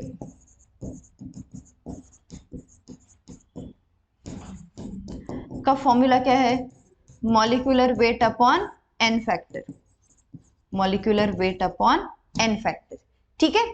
तो अब देखिए यहाँ पे हम जानते हैं कि ऐसे टाइप के लैटिसेस में होता क्या है कि actually some of the Fe2+ they get converted to Fe3+, they get converted to Fe3+। तो मतलब एक इलेक्ट्रॉन अगर लूज कर रहे हैं तो यहाँ पे n फैक्टर क्या हुआ हमारा? 1 हुआ, बराबर है, ठीक है। लेकिन मैं n इज इक्वल टू 1 कब कहती? कि जब मैंने 1 मोल ऑफ Fe लिया फॉर 1 मोल ऑफ Fe2+, तब उसके लिए n इज इक्वल टू 1 होगा, क्योंकि 1 मोल Fe2+ 1 मोल इलेक्ट्रॉन लूज करेगा और Fe3+ बन जाएगा, बराबर है। लेकिन ये तो 1 मोल के लिए हुआ। क्या हमारे number of moles of Fe2+ 1 है? नहीं, वो 0.93 है, बराबर है। So therefore for 0.93 mole of Fe2+ n is equal to क्या होगा? 0.93, बराबर है। मतलब 1 mole Fe2+ 1 mole of electrons lose करेगा, तो 0.93 मोल्स लिए तो कितने इलेक्ट्रॉन्स लूज करेगा? 0.93, बराबर है। तो मतलब फॉर्मूला क्या बनेगा? Molecular weight upon 0.93, right. लेकिन उसमें से एक सेकेंड, हमने यहाँ पे थोड़ी सी गलती कर दी। ये जो हमारे 0.93 है, ये टोटल मोल्स हुए ना Fe2+ और Fe3+ के। तो 0.93 में से, टोटल में से हमारे Fe2+ कितने थे? 0.79 थे। कितने थे? 0.79 थे, बराबर है, ठीक है।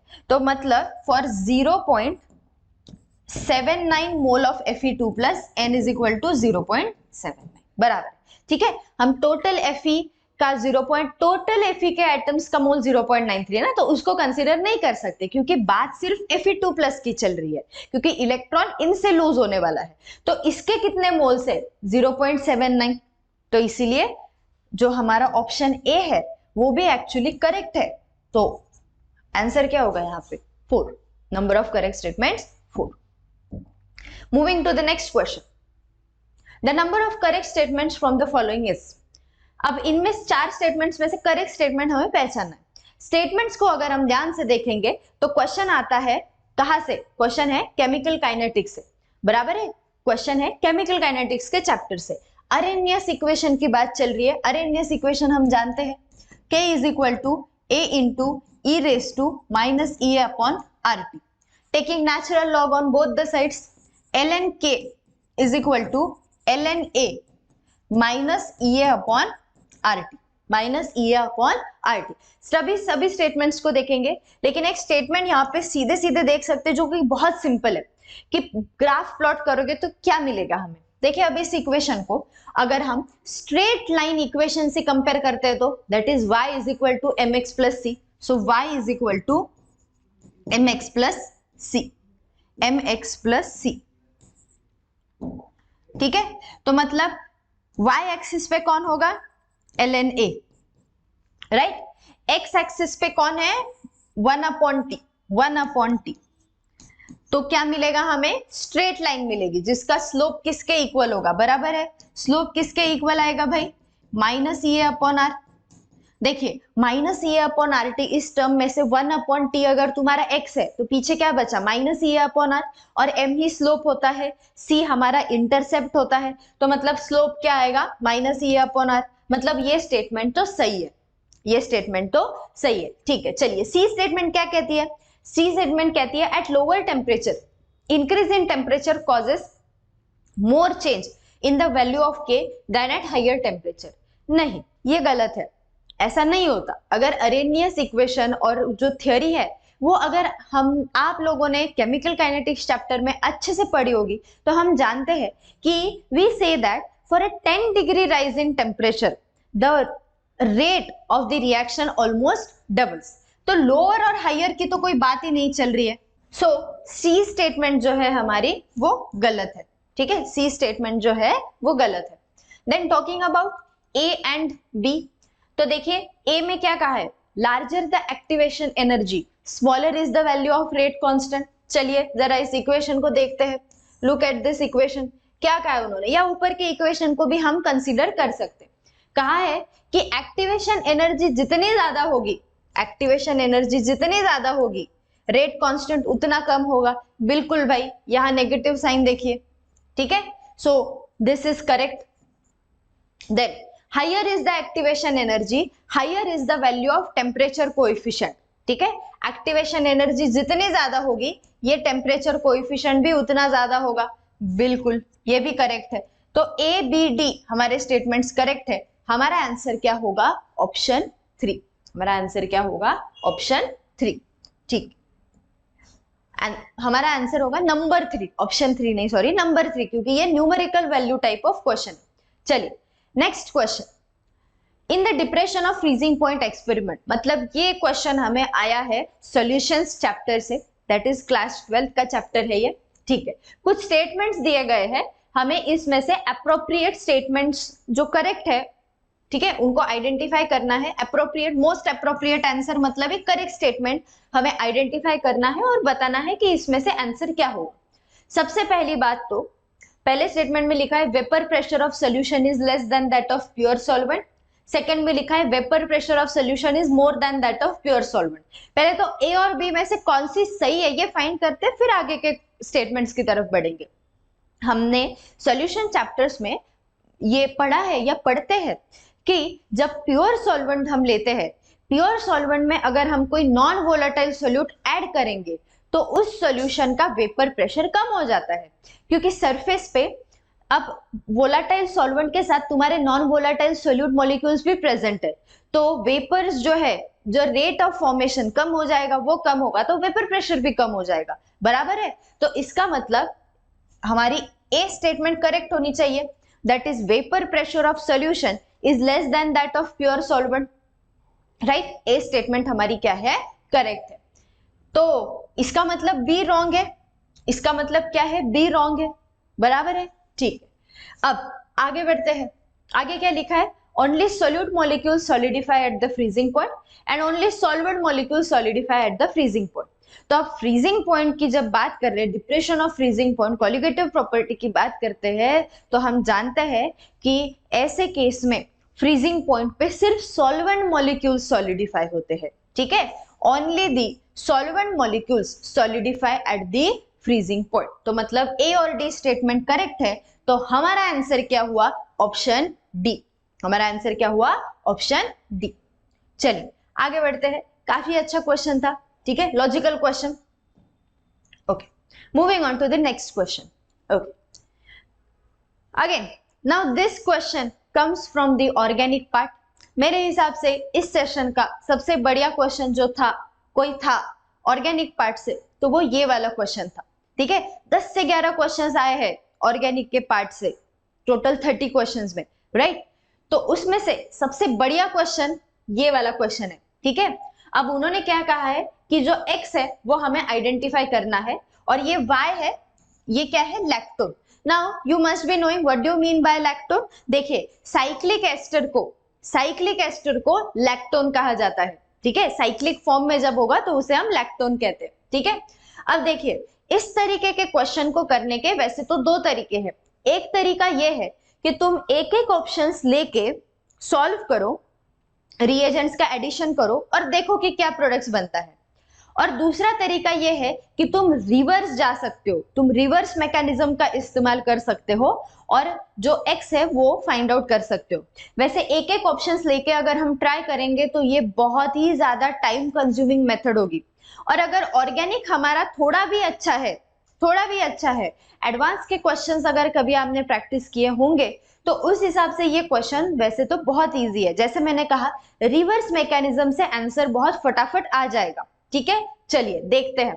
अब देखिए यहाँ पे अगर आप देखोगे तो स्टेप 3 में क्या लिखा है, H3O plus, that is hydrolysis, that is hydrolysis. मतलब क्या है, पहले तो मैं वो लैक्टोन बना लेती हूँ। Let us draw the lactone first.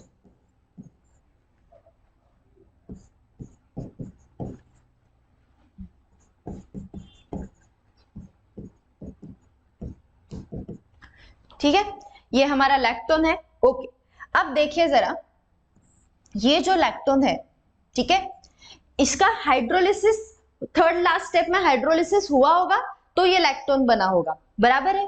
Hydrolysis का मतलब क्या है कि ये यहां से बॉन्ड अगर आप तोड़ेंगे तो ये कंपाउंड कुछ इस तरीके से रहा होगा। हाइड्रोलिसिस मतलब आप सिर्फ इसमें HOH ऐड कीजिए, आपको प्रीवियस वाला कंपाउंड मिल जाएगा। ठीक है, HOH ऐड करेंगे, यहाँ पे एक H ऐड करेंगे, इधर की तरफ एक OH ऐड करेंगे, बराबर है।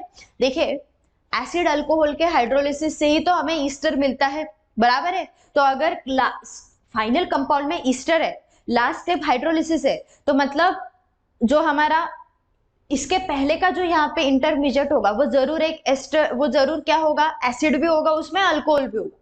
तो फिर ये यहां से लिखना मैं शुरू करती हूँ इस कार्बन से। यहाँ पे एक OH है, ये C डबल बॉन्ड O बन जाएगा, C डबल बॉन्ड OOH। यहाँ पे नीचे 2 मिथाइल है और ये बन गया CH2OH, ये बन गया CH2OH। ठीक है, बराबर है, ओके। अब इसके पहले क्या लिखा गया है, KCN, क्या लिखा है, KCN। ठीक है भाई, तो KCN लिखा है तो इसका मतलब यहाँ पे हम क्या करेंगे, हम ये बता सकते हैं कि यहाँ पे क्या रहा होगा, जरूर साइनाइड ग्रुप रहा होगा, जिसके हाइड्रोलिसिस से क्या बना, मतलब ये COOH बना होगा, बराबर है। इसके पहले ये रहा होगा। ठीक है, अब देखिए इसके पहले वाला जो कंपाउंड होगा जिसमें हमने साइनाइड KCN की एडिशन की होगी, तो हम जानते हैं KCN मतलब जैसे HCN ऐड किया, साइनोहाइड्रिन्स बनते हैं, राइट, OHCN ऐड होता है। तो मतलब जरूर ये वाला पार्ट कौन सा पार्ट रहा होगा, कार्बोनिल पार्ट रहा होगा। तो मतलब ये कार्बन जरूर ऐसा रहा होगा, है ना, कि जिसपे हमने जब KCN ऐड किया, जिसपे जब हमने KCN ऐड किया तो ये क्या बन गया, यहाँ पे ये डबल बॉन्ड O बन गया OH और एक साइनाइड ग्रुप ऐड हो गया, बराबर है। ठीक है, अब सिर्फ एक स्टेप बचती है कि HCHO और KOH का एडिशन कैसे हुआ होगा। अब अगर जिसने अल्डिहाइड कीटोन्स, अल्कोहल, फिनॉल अच्छे से पढ़ा होगा तो महज सिर्फ रिएक्शन को देख के भी हम पहचान सकते हैं कि ये जो पार्ट है ना CH2OH, ये पार्ट जरूर फॉर्मल्डिहाइड से आया हुआ है, दैट इज HCHO, बराबर है। ठीक है, तो ये पार्ट जरूर किससे आया होगा, फॉर्मल्डिहाइड से। तो जो पीछे कंपाउंड बचा होगा वो क्या होगा, C डबल बॉन्ड OH, यहाँ पे नीचे CH3, बराबर है। ठीक है, ये रहा होगा हमारा स्टार्टिंग कंपाउंड, राइट, ओके। तो देखिए फिर हमारा ऑप्शन क्या होना चाहिए, यहाँ पे एक H भी होगा, तो हमारा आंसर होगा ऑप्शन C। अब मैं बता देती हूँ ये बना कैसे होगा। देखिए हुआ ये होगा कि इस कंपाउंड पे इसके साथ जब HCHO रिएक्ट करेगा तो हम अच्छे से जानते हैं कि इसका क्या बनेगा, हमने बेस यूज किया है, यहाँ पे इनोलेट आयन बनेगा, बराबर है, इनोलेट आयन बनेगा। ये इनोलेट आयन क्या करेगा, फॉर्मल्डिहाइड के कार्बोनिल कार्बन पे अटैक करेगा, बराबर है। तो ये CH3 देखिए यहाँ पे ध्यान से, फिर इस कार्बन पे कौन जुड़ गया, ये C जिसपे 2 H है और डबल बॉन्ड O बन जाएगा OH और ऊपर का part as it is. Then फिर KCN का एडिशन OHCN, हाइड्रोलिसिस यहीं पे हो जाएगा, तो ये बनेगा ये हमारा क्या बनेगा, एसिड ग्रुप और अल्कोहल ग्रुप। लेकिन इस दोनों ग्रुप को दिख रहा है कि दोनों क्या कर सकते हैं, अपने में से वाटर मॉलिक्यूल अगर यहाँ से हटा देंगे, ठीक है, तो साइक्लिक ईस्टर बन सकता है जिसे हम लैक्टोन कहते हैं, लैक्टोन टाइप ऑफ रिंग। ठीक है, so this is actually reverse mechanism. वैसे देखा जाए तो अगर एक एक ऑप्शन करके मैं सॉल्व करूंगी तो ये बहुत टाइम लेगा। रिवर्स मैकेनिज्म, वैसे रिएजेंट्स जो थे वो बहुत ही ज्यादा सिंपल थे, फैमिलियर थे। ठीक है, सारे एक ही चैप्टर के ऐसा कहूंगी तो भी गलत नहीं हो जाएगा। ठीक है, KCN, फिर ये HCHO, इनोलेट फॉर्मेशन, ये हमने अल्डिहाइड कीटोन्स में ही पढ़ा है, राइट। तो रिवर्स मैकेनिज्म से गए। इवन अगर आप यहां तक भी आ जाते हो ना, तो यहाँ पे हमें दिख रहा है कि एक ही कार्बन पे 2 मिथाइल है, तो इवन हम एक्चुअली बहुत इजीली 2 ऑप्शंस को कट कर सकते थे यहाँ, जैसे कि ए और सी में से ही शायद हो सकता है कि आंसर हो। बट आगे फर्दर अगर हमने सॉल्व किया, पहले स्टेप को अगर थोड़ा ध्यान से देखा, तो इनोलेट आयन फॉर्म होगा, ये बन जाएगा HCHO, फॉर्मल्डिहाइड बन जाएगा CH2OH, राइट। तो हमारा आंसर क्या होगा? Option C. काफी अच्छा क्वेश्चन, काफी अच्छा क्वेश्चन, ठीक है, जिसमें ऑर्गेनिक के बेसिक कंसेप्ट्स को टेस्ट किया गया है। चलिए आगे बढ़ते हैं, moving on to the next question. Okay, अब ये क्वेश्चन है हमारे मॉडर्न पीरियोडिक टेबल, मतलब उससे आता है, बराबर है, मतलब हर एलिमेंट्स दिए गए हैं और कहाँ कहाँ वो प्रेजेंट होते हैं या कहाँ कहाँ हम उनको यूज करते हैं, बस हमें पेयर्स मैच करने। तो ठीक है, चलिए सबसे पहले तो क्लोरोफिल, बहुत आसान है भाई, बहुत आसान है। बायो में भी लाइक लोअर क्लासेस में भी हमने ये इस बात को पढ़ा है कि क्लोरोफिल में कौन होता है? Mg2+, बराबर है। Then soda ash, what do you mean by soda ash? Soda ash क्या होता है? सोडियम कार्बोनेट जानते हैं, वॉशिंग सोडा, तो उसका वाटर ऑफ क्रिस्टलाइजेशन हम निकाल देंगे, that is anhydrous sodium carbonate is called as soda ash, that is Na2CO3, ठीक है। डेंटिस्ट्री या ऑर्नामेंटल वर्क में हम कैल्शियम सल्फेट का इस्तेमाल करते हैं, राइट। एंड व्हाइट वॉशिंग में हम CaOH ट्वाइस का इस्तेमाल करते हैं। पेंट्स के वक्त जो व्हाइट वॉश किया जाता है पहले वॉल्स को, दैट इज व्हाइट वॉशिंग, तो उसमें कैल्शियम हाइड्रोक्साइड का इस्तेमाल किया जाता है। तो देखिए चलिए ऑप्शन कहाँ मैच होता है? A3B1, A3B1 मिल गया option A, C2 and D4। काफी इजी क्वेश्चन, ठीक है। चलिए सो हमारा नेक्स्ट क्वेश्चन है, identify the increasing order of stability of the resonance structure. अब रेजोनेंस स्ट्रक्चर की स्टेबिलिटी के ऑर्डर हमें आइडेंटिफाई करना है। अब अगर हम इन स्ट्रक्चर्स को देखें तो हम देख सकते हैं कि सबसे ज्यादा स्टेबल स्ट्रक्चर जो होगा, ओके, वो कौन सा होगा? स्ट्रक्चर बी होगा, ठीक है। स्ट्रक्चर बी में जो यहाँ पे जो पॉजिटिव चार्ज है वो नाइट्रोजन के लोन पेयर की हेल्प से डीलोकलाइज हो सकता है, ठीक है। तो सबसे ज्यादा हमारा स्टेबल कौन है? स्टेबल रेजोनेटिंग स्ट्रक्चर होगा बी का, ठीक है। फिर बी के बाद स्ट्रक्चर ए होगा, ठीक है, क्योंकि हम यहाँ पे देख सकते हैं। सो दैट इज, अगर हम देखें तो या तो हमारा आंसर ऑप्शन ए या ऑप्शन डी में से होगा, राइट। देन अब बचते हैं सी और डी। अब अगर हम सी और डी को ध्यान से देखें तो सी और डी में जो पॉजिटिव चार्ज है, सी में पॉजिटिव चार्ज सबसे ज्यादा इलेक्ट्रोनेगेटिव एटम पे है, that is on the oxygen, बराबर है। ऑप्शन डी में वो नाइट्रोजन पे है, तो ज्यादा इलेक्ट्रोनेगेटिव कौन है? ऑक्सीजन। तो इसका मतलब यहाँ पे जो पॉजिटिव चार्ज है वो एक्चुअली ज्यादा स्टेबल नहीं होगा, तो इसीलिए लीस्ट स्टेबल कौन होगा? सी। सो लीस्ट स्टेबल सी, फिर उसके बाद D, then A and then B. So the correct answer is option D. तो देखिए इन क्वेश्चंस में जो स्टेबिलिटी के क्वेश्चन होते हैं ना, उनमें सबसे पहले तो हम देखते हैं कि क्या ऑक्टेट पूरा है या नहीं, ठीक है। फिर उसके बाद न्यूट्रल, ठीक है, and then last comes the electronegativity. फिर हम इलेक्ट्रोनेगेटिविटी देखते हैं, तो इस हिसाब से एक एक करके हम देखते हैं। सो हमारा आंसर जो है यहाँ पे क्या होगा? ऑप्शन डी, ठीक है। तो यहाँ पे हमारे फर्स्ट शिफ्ट के जेईई मेंस के क्वेश्चन खत्म होते हैं।